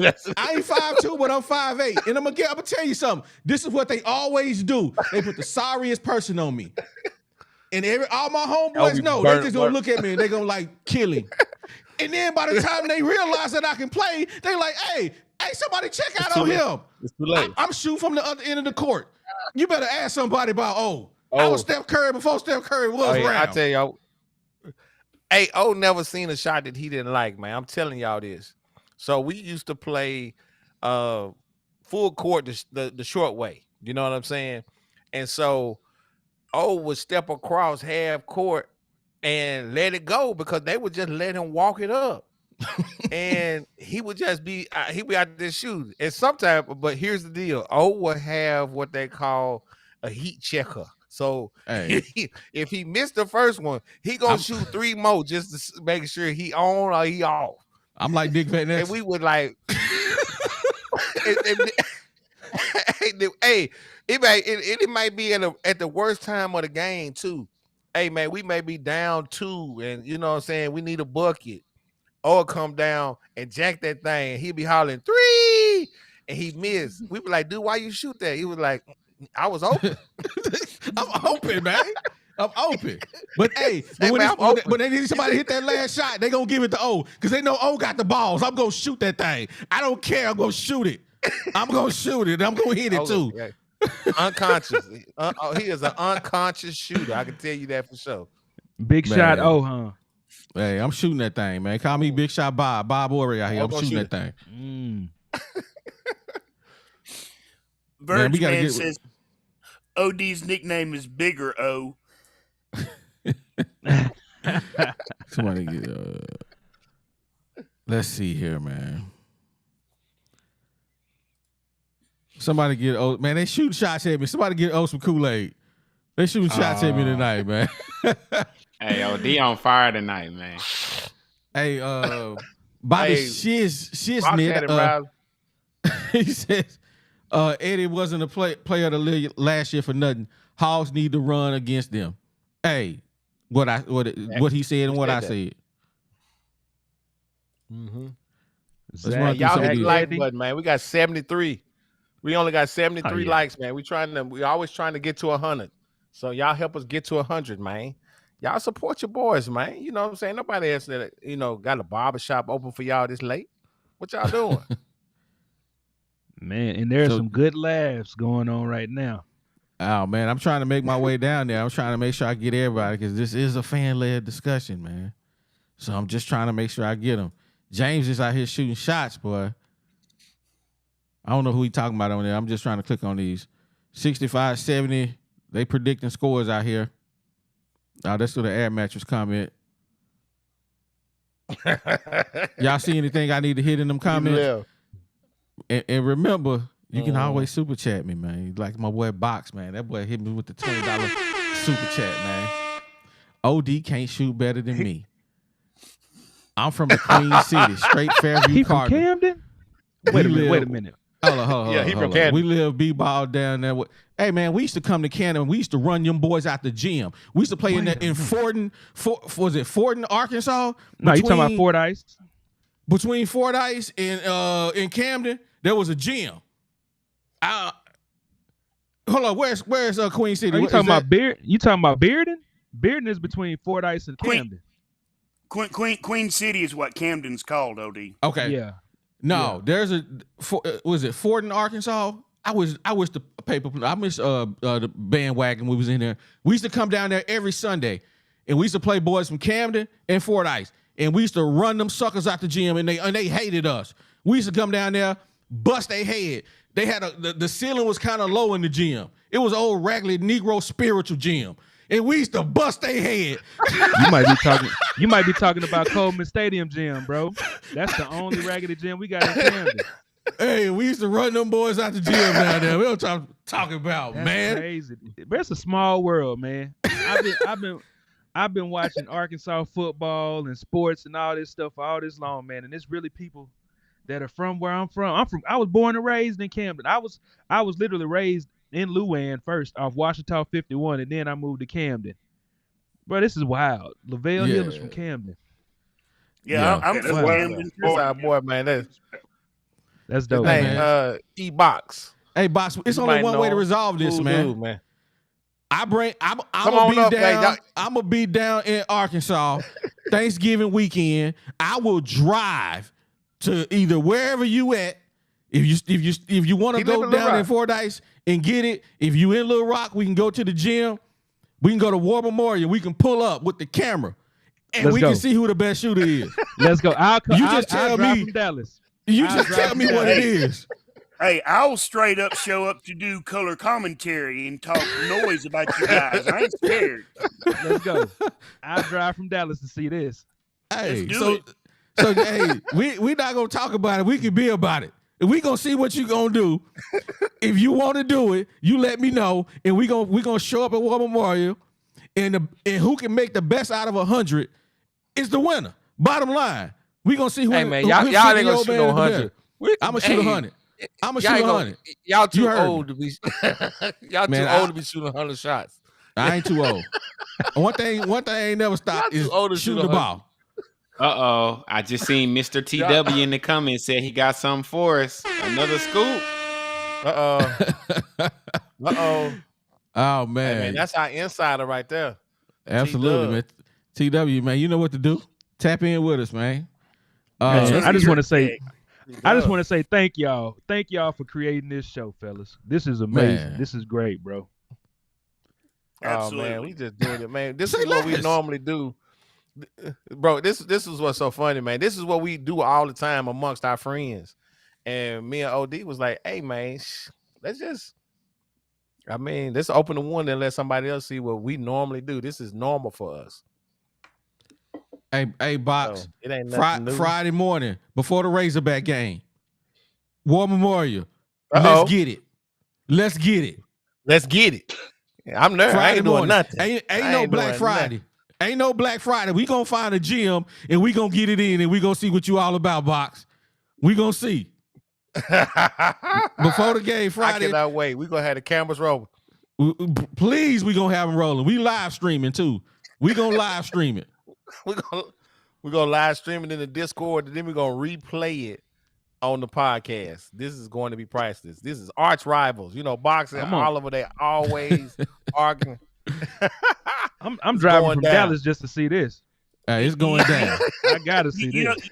you know what I'm gonna do for my man Box? I'm gonna drive up to Little Rock to wherever y'all gonna play, and I'm gonna make one of them paper barriers that the football team runs through. I'm gonna make one for Box to run through for the game. Because hey, Box, I'm from Queen City too, baby. Represent 870. Oh man, that's his boy. That's his boy. Y'all gonna come Oh, see. okay. Y'all said finna go see Box hey, lose. Hey, Y'all about to see Box lose. Lowe said the link wasn't working. You hear me, What OD? link? He said, okay. I guess the link to get in. Put it in there again. Maybe it's his janky computer. Yeah, we're gonna have some fun that weekend, man. Think we're gonna do a live show too. Ain't we gonna do a live show from Light Skin Lowe's house? We doing a live show with a live audience. We're gonna have a After live the game audience for the post game. So yeah, it's for gonna the be postgame. lit. It's gonna be something special. They ain't ready for that. Hey, you already know. I'm just saying it's going down. Camden, bruh. Man. Y'all gonna make me show my 870 tattoo in here, man. I just hate that after this basketball competition, we ain't gonna be able to do a show for 2 weeks because y'all gonna throw your shoulders out. I know that. Man, I know, busted right? up knee. They gonna be in the hospital. Hey, OD gonna have to come down here to Dallas to get treatment like Rocket Sanders is right now. Hey, the man, that dude ain't playing no basketball no more. Hey man, I don't got Hey. nothing to prove. I got receipts. we gotta tap in with Mr. TW, man. I know he got some news for us, man. Let's see what Mr. he, TW, talk to us. What you TW, got man, for that's us? the instant. AKA Hunter, you're a And check. how you fellas doing? With Man, the we good. background. I cannot what up, confirm nor baby? deny. Oh, well, listen, sorry for getting in on here late, but yeah, I do want to share a few thoughts with y'all. All right. Let's do it.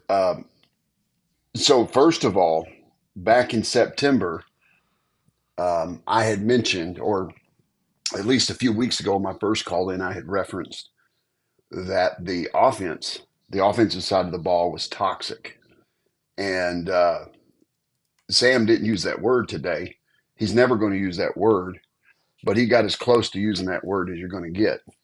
So that the things we saw when you're at the game and you can see the offense, KJ was not meshing with his line, his receivers, anybody. We found out today in the press conference that was publicly confirmed. So I thought that was number one. That was very interesting. I do believe that Hunter talked to Sam. Now, I wish the media would have pressed Sam on that and said, what was Hunter's role in the move you made today? Did you and Hunter talk about it? I would have liked to have heard about that. But I think what you're going to see, he alluded to it, and I meant to say this the other night, was you're going to see KJ is in that room right now, or was today, and KJ, Kenny Guiton, and Jimmy Smith, they are working out a plan of what KJ's comfortable with and things that they can run. So I think you're going to see, much to some people's chagrin, I think you're going to see KJ on. You said we're going to see KJ do what again? He's going to be on fire. I think you're going to see the old KJ, Mr. Miracle Man. I think you're going to see a lot of that again because you got to think Kenny Guiton spent, 4 years? 4 years with Kendall. He knows that offense inside and out. And Sam was playing gamesmanship today about, we're going to run a little bit of this. We're going to run Of course he's not going to tell us what they're doing. And did y'all realize that practice is closed to the media right now? Why? Because they're not going to tip their hand to Florida. They need every advantage that they got against Florida. So let's don't tell Florida what we're running. Let's don't show them so that the media can leak out what they're seeing at practice. I think it's a brilliant move on Sam's part, not letting the media in and not really tipping his hand to what the offense is going to look like. But I think you're going to see a huge Kendall Browse influence, but you're going to see some 12-man, 13-man personnel also. Yeah. But the thing about it is, I think that's the best. I think that's the best options. Aren't they off this week? So they normally get the week off. You got Mo. But this ain't a normal season. They don't let press. You got the wheels. practices You got the and bye wheels in my weeks. head spinning right now. Yeah, they don't officially, but almost every year on the bye week, riders are there. They're just not allowed to photograph. And what we're hearing now is that riders aren't even allowed on the practice field. Wow. So You know what, I got a fellas? question You know what, for fellas? you, Mr. TW. Mr. T. So who had a Go question? ahead. Go ahead, Marlon. No, I was just gonna let DZ go, man, because the wheels in my head are spinning right now. I got a lot on my mind right now. I'm gonna let DZ get his question. So my question for Mr. TW, aka the inside scoop, do you think this offense is gonna turn around? Do you think this is gonna be enough? I guess is my question. Oh, did we lose him? Yeah, we did. Oh yeah, that's earning your check. See, he's scared. he can't answer too much. They cut Hey, his, we cut his still feet. love you, dog. Appreciate Cut you. his- Nah, here you go. the wheels in Appreciate my you, head T-Dub. started spinning. I There you came go. back. Sorry about that, guys. All right, there we go. All right, so go ahead with your question, Deez. Yeah, so I guess my question is this. Will this be enough to either fix our run game or fix KJ? Do you believe that? And if so, how many games are we winning out of these last 4? Yes and two. Wow, we still I think we still miss a bowl game. I think we do, but I do think that I think that Hunter. Listen, we talk about firing Sam. I was on the fire Sam train until he made this move. Let me tell you what firing Sam looks like in about 60 seconds. Okay, what firing Sam looks like is you lose your recruiting class. Basically, 80% of your recruiting class that you got now. You lose 40 to 50% of your starters right away. And you better make sure you have hit a grand slam Sonny Dykes type hire to hit that portal and be able to replace the talent that you have with equal or greater talent. And then you're still going to suck in 2024. Probably not going to make a bowl game. So I think what Hunter is looking at this is thing is we're fans. That's short for fanatic. We want it fixed now. An athletic director looks at it and he's looking at the next 2 years. He's looking at the next season and he's thinking, well, you know what? If Sam could fix the defense in 1 year, I'm going to give it another year to fix the offense. And if Sam can do for the offense what he did for the defense, it'll swing around to 9 to 10 wins next year. Okay. So you think Sam is going to be back next year? I do. Unless we go 1-3 or 0-4. And it's going to and I think he's going to have to put up some significant offense. And then I think also Hunter is going to see who his next OC is going to be. I think Hunter is going to have some input, maybe not the veto power, but he's going to have input in the new OC.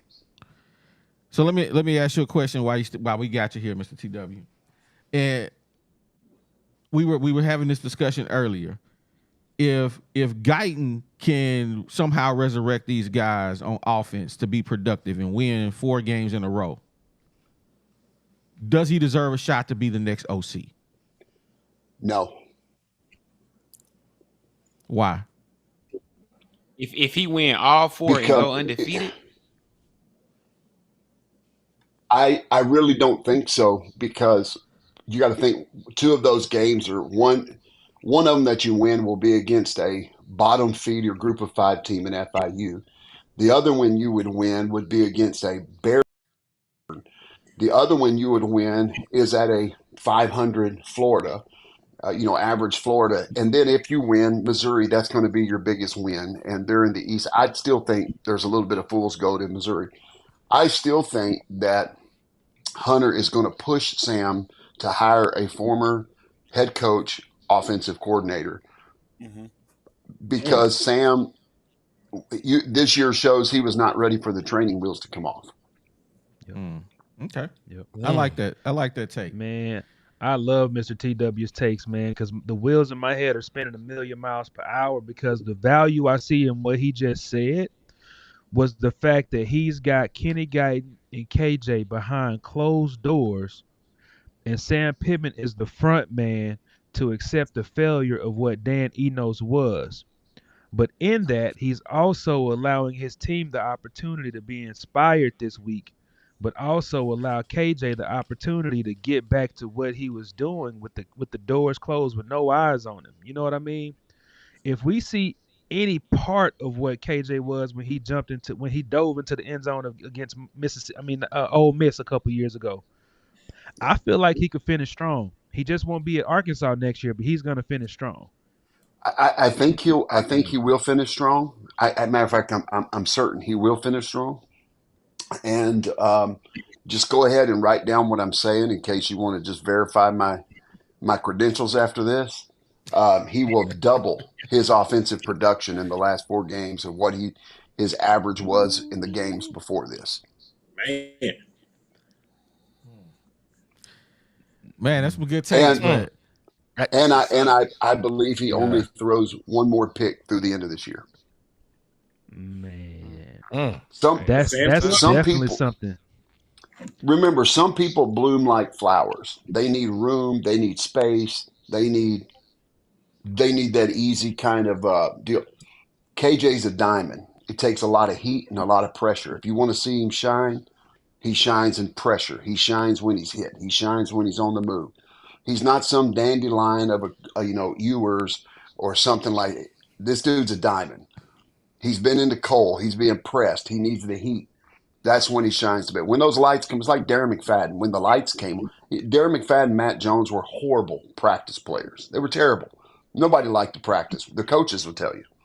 But when those lights came on and they stepped on the field and they laced up their shoes, they brought the wood. And that's KJ. He knows he's got 4 games left to finish his resume for the NFL. And he loves his head coach. And he loves that sticker on the side of his helmet, the name on the front of his jersey. And I think and if I were talking to him, that's what I would say. And the next 4 games, make the NFL take notice. Write your own script the last 4 games. Do what you do. And Kenny Guiton is the man to let him do it. KJ thrives under pressure. And I think you're about to see it. Hey, I got a quick one. Hey, did y'all see KJ's Instagram post from today? No, I didn't. Oh, he back on? He posted a picture. Oh, he he had a off dent of in his Twitter. He had a dent in his Corvette, and he was asking who could get it fixed by Thursday. I'm sorry, but I don't think this boy gonna randomly start hitting targets now. I'm sorry. I don't think he gonna randomly grow a magic dart on his arm. I mean, you know, I want to have hope, but I think we go 1-3 at best. I really can barely say that, and I think it's all bad. man. Hey, we thank you for tapping in with us, Mr. TW. We appreciate your takes, man, for real. Most No definitely. problem. You guys be good. I'm going to jump off and watch the rest of the show. All right, appreciate it. All right, brother. Appreciate you. Have a good So one. now, Be Hey, good, man. Hunter. Better I get to gotta- these super chats, bro. Hold on. Let get to these super chats, man. bro, hold on. I gotta talk to some people. Let me bring who else? Somebody was in the room, but Hog, call back in because I see you kept calling in, but we had you in the green room for a minute. So make sure you call back in. We'll get you on. We got a spot right now. Give me a second though. Hit the button. Let's get these. Hold up, man. How many people I got in here now? Oh, hold on. It's way too many people in here, man. I don't mean that, but I gotta click here. Okay, let me get to this. I don't think we got any super chats, do we? Oh yeah, we do. Yeah, you do. but hey, bro, you behind. I Hey, am, Box hit man. you out way back at the. You way behind. You tripping? Hold up. No, did I read this one? Shout out to Box, man. Bro, let me tell you something. You ain't read none of these. Queen City never scared. I hit 15 out of 16 threes in a game in Harmony Grove, bringing it home. Man, Box. In 1965, Box. Super trash. That's how I feel about you, Box. Super trash. It's going hey, down Box, before that was this before they had a Missouri game. 3-point line. Right. That's when they had all-stars they was playing in. Super trash. Let me go to this next one, Box hit. Hold on, man. He hit me with so many, I don't even know where I'm at, man. Hold on. Hey, you got to keep up with Box, man. I think I read that one. Yeah, I read that one. Box is 15 out of 16 before they even was drawing lines on the court. Them was free throws. Yeah, straight. We be ball. I read that one. Let's do it. I ain't never scared, partner. Okay. I read Mr. that TW one. came in here and threw everything off, boy. With I know, all he the was- gems he was dropping. Let me go to this one. Bishop Park. Bishop Bishop Park. Park. I don't know what that's Bryant. it. It don't That's matter in where we Bryant. shoot. That's out there, Long- Brian. Long as it ain't outside. Everybody got time for that. So we hanging our hopes on the coach that can't coach wide receivers to turn around a offense and KJ. Yeah, okay. Is he going to teach KJ not to throw at the feet? How or the wide receivers don't hand the ball off when he see a DN. Hey, that was a I think the shot at Mr. TW on that one right there. He wasn't shooting at me on that one. So hey, it's a lot of interesting conversations going tonight. I love this fan-led conversation, but I gotta go to my boy Los because he ain't had a chance to talk, and then we go into unbiased fan. Light skin Brim. Los. What's happening? Los, is you gonna hook up? Is you gonna host the basketball contest between me and Lavelle, man? Because I'm about to shoot this Hey. boy out the gym. I'm Sure, going bro. to the gym in the You got morning. to. It's going down. I'm gonna bust his head to the white meat. We got to, bro. That's got to go down. And then can't wait. afterwards we gonna I have cannot a over 45 game, and we all gonna tear our ACLs and snap our Achilles tendons. I ain't playing. I ain't gonna play. I don't got nothing to prove. Hey, had a whole gym smelling like Big Gay and Salve. You know what I'm saying? Man, vapor Hey, rub. hey, Los, but hold on, Los. Boy. Tell me what you see. I ain't playing. What you see in this Purdue Arkansas matchup this weekend? What's your take on that, bro? You know, man, we got some legit snipers this year. And I think that if we can speed the game up, we got a chance. We got a shot.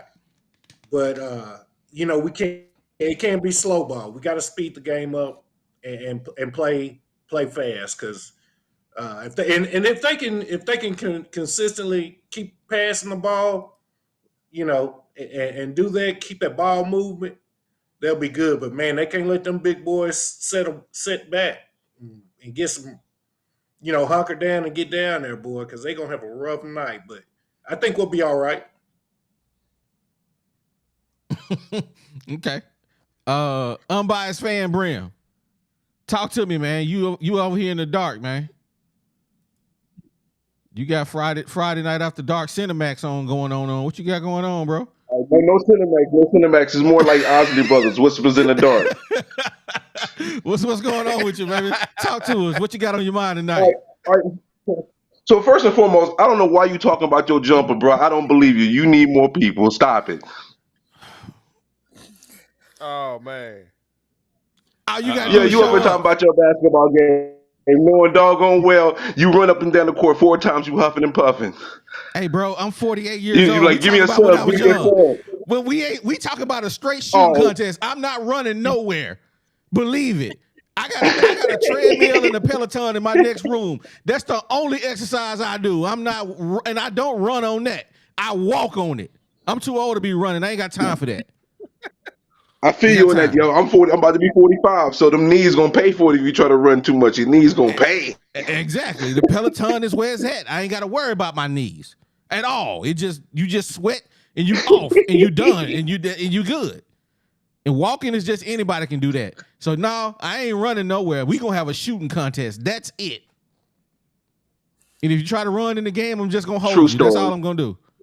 But what's on your mind tonight, bro? All right, so let's talk about this. Let's talk about this Razorback football. So I kind of like most of what T. Will was saying. There's a couple things I disagree with. This Diamond KJ shit. I'm sorry, I just can't ride with that shit, bro. We've been doing this shit for 3 years plus, bro. Talking about Hey, Diamond hold under on, pressure, hold on. bro. He been under Hey, pressure. man, This hold shit on, been hold on, cracking. hold on. Hey, hold on, man. Show. We don't cuss on this show, bro. So clean your content up, man. You know, using too many cuss words is a lack of a vocabulary, man. Come on. We're a You nice scaring the family-oriented show. kids. Don't come on here with all that. All I right. don't even know where I cursed you. I apologize. But yeah. It's all good. Keep it going. This Bro, this what you want? this Diamond in the rough with KJ thing. He been playing for All 3 good. years now. At this point, KJ is who KJ is. You know what I mean? That move had to be made, bro. I mean, the thing is, if we go 1-3, Sam ain't coming back next year, bro. You got to at least go 2-2, bro. At worst, 4 games is what keeps Sam's job. Anything less than 4 games, I'm sorry, bro. That's it, man. We got to have some type of standard here. If you look at the last 10 years of Arkansas football, it's been pretty trash for the most part, bro. We got to set the standard. Um, It's disappointing, man, because he's literally been in almost every game. But the problem is, we just don't have not enough coaching, not enough wise personnel decisions, not enough execution. So I think it's a lost cause already at this point, unfortunately, because I really like Pitman. I like Pitman, but he over his head, bro. If we were playing in the Mountain West, we might be all right. But we in the SEC, man. This is a different ball game, man. You got to execute, and we just don't execute well enough as a football team to win games. We can be in games, but we never can finish games out. And that's a sign of coaching. That's a sign of execution, which is, that's above just the players. It's not putting them in the best positions to succeed. And listening to his press conference, he's telling you that basically. He's not fully prepared. Maybe Odom actually covered up some of his deficiencies because of his experience as a head coach. But they got to at least win 2 games for him to stay. If we go 1-3, it's a wrap, man. I mean, and Guiton, if we win every game, I would give him a shot at OC, but you got to win every game, though. So I just don't want to lose the defensive staff, though. That's to me. I think the defensive staff has been excellent. It is a shame. I wish we could take last year's offense and put it with this year's defense. Maybe we do something. That's my time. I appreciate y'all. Hey man, we appreciate you for coming on and kicking it with us, man. Thanks a lot. What y'all think about what unbiased fan Brim had to say? Nobody got nothing to say? I mean, at this point, I mean, everything he said is everything that we've already said. You know what I mean? We went through a number of scenarios, and I mean, at this point, if Kenny Guiton wins every single game, that would be the only situation in which he would be considered for the OC position long term. If we win one of the next four games and lose 3, Sam Pitman is gone. That means we lose our recruits, we lose our defensive staff, possibly. We lose Kenny Guiton. Like, I mean, it's pretty much a catch-22. I mean, the only way that Sam Pitman is staying is if, like he said, we win at least 2 of the next 4, which FIU should be a W. I really want to beat Missouri just because, you know what I'm saying? And it would be pretty dope if we could go into the swamp off of a bye week and beat Florida. But, I mean, I don't disagree with anything he's saying because he's pretty much echoing what everybody on here is already. Okay. I gotta read my super chats. Y'all just agreeing with OD on shooting, so y'all can go back to the show. He's not beating me with some nut huggers on. All right, man. Hey, ain't no more talking about it, man. Hey, man. Hey, ain't no more talking about it. You just make sure you show up, and we gonna see. Going to his next comment. Shout out to I'm gonna be there. Super Trade. Shout out to Super Trade. I mean Lavelle Hill for the super chat, man. We appreciate you supporting the channel. He says Sam keeps his job. The buyout is $20 million. If he wins just 2 games, 1 game is $10 million. So he's saying it's about the money. Lavelle Hill said he gonna stay because it's about the money. Hey man, they owe a lot of money if they fire this guy, man. $13 million. $20 million. I thought it was less than that. I did too. I thought it was like I read it was much cheaper. It was much cheaper than that. It's based on his overall record at the time of his firing. If he's sub 500, then the buyout is significantly less. Yeah, that was the agreement that he came in under because the big issue with Hunter Yurchek when he was looking for a coach is because everybody was running up the cost. Everybody was running that check up. Sam Pitman was the only one that he could get pretty much lowballing him and basing his pay off his performance. And Sam Pitman, he talked about that previously. So if he's fired at the point that he has under, like Tonka Ty said, under 500, it's going to be significantly less. Right here on on3.com, it says if he has a losing record, the buyout is $11 million. So it don't matter what his record is at this point. It's $11 million. Right. So, it's cheaper to keep her. That's less than 20. Hey man, it's still $11 million. Okay, I got a question. That's less than 20. So if he did fire Sam Pittman, will he have to pay all the Pittman staff as well, or is you just throw Pittman his money and everybody else just got to go? Well, I don't know. We read Eno's getting his paper. That's what I'm saying. So maybe he's saying that's because they fired him. If you add everybody else together. Yeah. I don't know. I don't know if you had to buy out everybody else because the position coaches, everybody else work for Pittman. That's basically their boss. So if your boss get fired, you ain't got no job. You may have been doing a great job, but you don't work here no more. Right. What if you have to pay his coaches out of his buyout? I don't think so. Most assistant coaches, like your DC, your OC, your position coaches, things like that, that's just like if you're a player on scholarship. It's year to year. They don't have to bring you back. Just like if a player, you give a player a scholarship, that scholarship is good for that year. You don't have to give them that scholarship the next year, right? It's the same thing with assistant coaches. It's a year by year thing. They don't have to bring you back. So it's like living on a 1-year contract.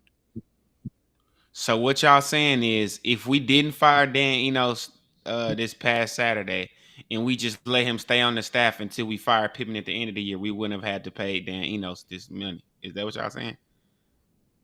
I don't Right. think that's right. Arkansas could have shopped Dan Enos to possibly some other teams. Like I would have been shopping him to G5 teams or to the Big 12.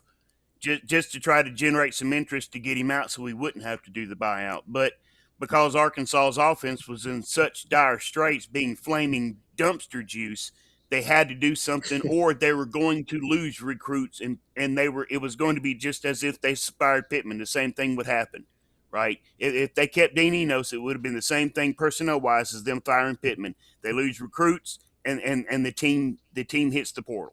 So something had to be done right now. Only thing is about that is I thought I can't agree that all coaches, assistant coaches, would be get nothing. I think it's what they agreed to. It's going to be assistant by assistant basis, because if they agree to something where there's a year by year, then that's what it is. But I don't think every assistant coach operates in that form and fashion. It's based on what you negotiate. Well, here it is right here. Here it is right here. Y'all can read it for yourself because I ain't going to read it. This is what he's owed because he was over 5. Y'all want me to read it out? Man, go ahead. All right, it says Pittman is due just 75% of that total if he's fired, and the team's record since the start of the 2021 season is at or above .500. Right now, following the loss to Mississippi State, he's at 18-16. On the other hand, if Arkansas were to lose the next 3 games and he drops to sub -500 since 2021, the buyout would then drop to 50% of the total he's owed. So he said, let's draw it out. With 500 or better record, 75% of 22.1 million buyout is 16.5 million, give or take. With a below -500 or below 500 record, he's getting 50% of 22.1 million, which is 11,550,000. So Arkansas can fire Sam Pittman tomorrow and owe that first figure. But if they wait around and hope he loses the rest of the games this year, they'll save roughly $5 million. So don't expect Pittman out tomorrow. That's pretty much in a nutshell. So there it is. If y'all want to fire Pittman, it's going to cost you $11 million if he loses the rest of the games. If he win the rest of his games, it's based off his total record. Y'all, we'll owe him $16 million, and I'm sorry, they not paying him $16 million. He's going to be around for next year, too. Yep. That's just what it is.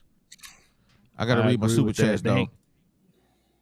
Mr. TW, y'all ain't hearing me, but you will in 12 days. Okay. Dang. We hear you, Mr. TW. Hey, I like Yeah, I hear Mr. you, TW, man. We Hey, just Mr. ain't T- got no like hope Mr. left in us, W be man. dropping them gems. Yeah. He said it. Hey, He he heard what said what he Go back said and the watch other the night tape. when he told us what was going to happen yesterday. Mm-hmm. I just can't believe that everything is about to get fixed. I'm sorry. Not with what I seen. I'm sorry. I just can't. Now, Mr. TW, I believe everything you say as far as personnel and stuff like that. But to say that these guys gonna do a complete 180 and KJ just gonna be magically fixed when he tweeting about he want his car fixed, man, I don't know. Say, Deezy, He need his car to get to the game. pretty much saying KJ's head is not right. He is not in the right mental space to go out here and win games. Man, coach is already in KJ DM like, hey, bro, transfer here next season, and we gonna match whatever they NIL paying you over there. Yeah, I can guarantee you, Lane Kiffin is. Well,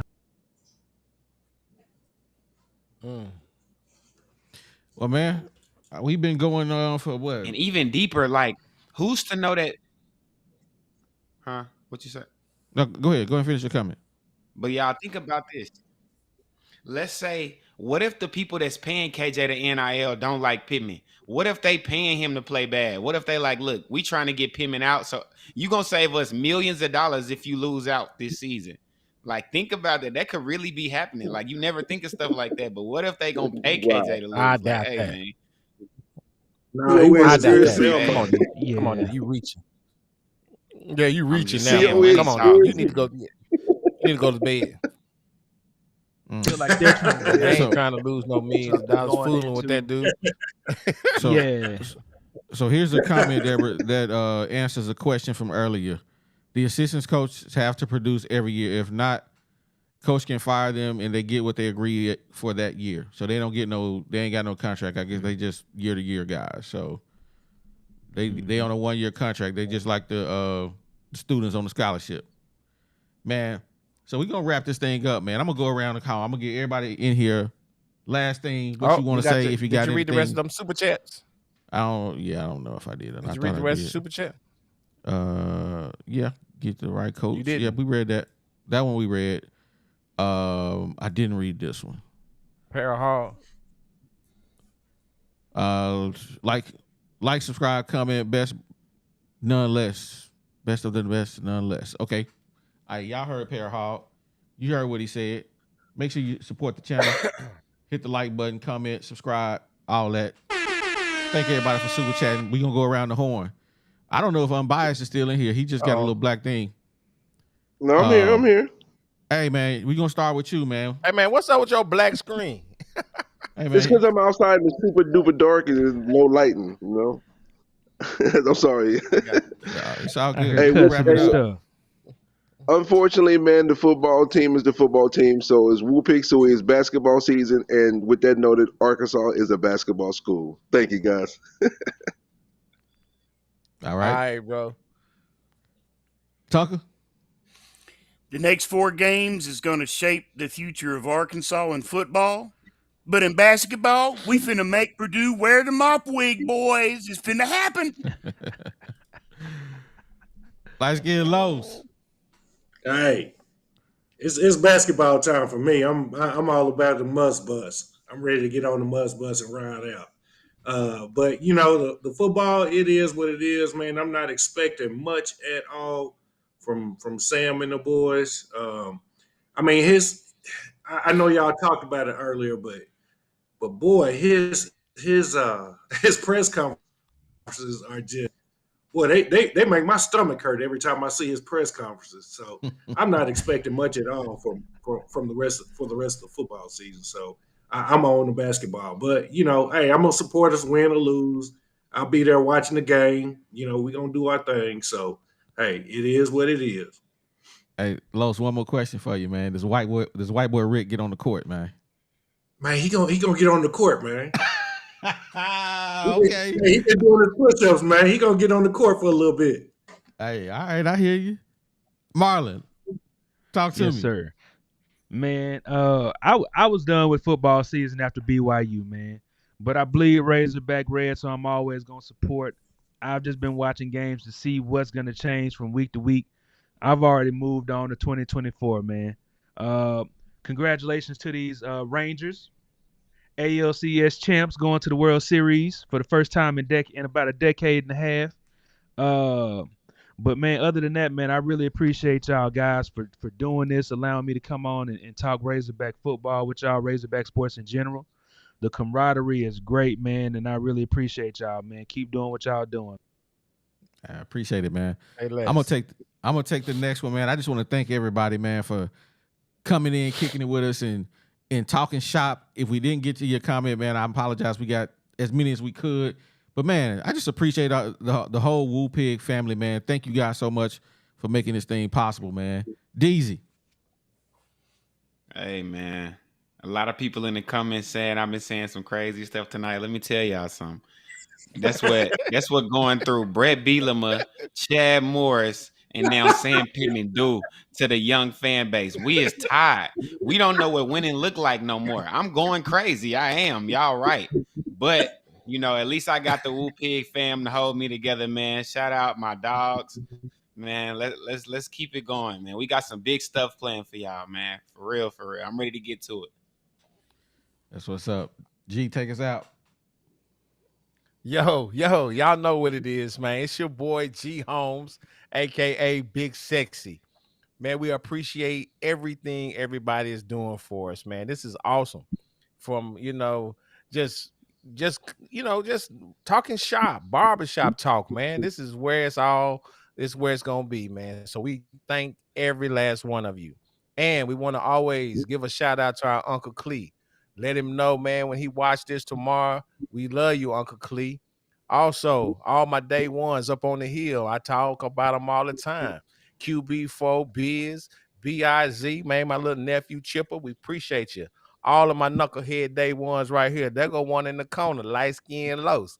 Paper player, I hope you make it safe down there to Texas. The bandwagon, Kingy Bingy, all the rest of y'all. And with that, hey, man, talking to you know what I say. Hey, man, I said what I said, and we out. We out! Oh, my God. Yeah, it's the 501, baby. Uh-huh. You know how we get down on the Whoopin' podcast? Woo! Shout out OD, shout out G Holmes, it's the bad. Big Sexy. Woo, yeah, woo, yeah.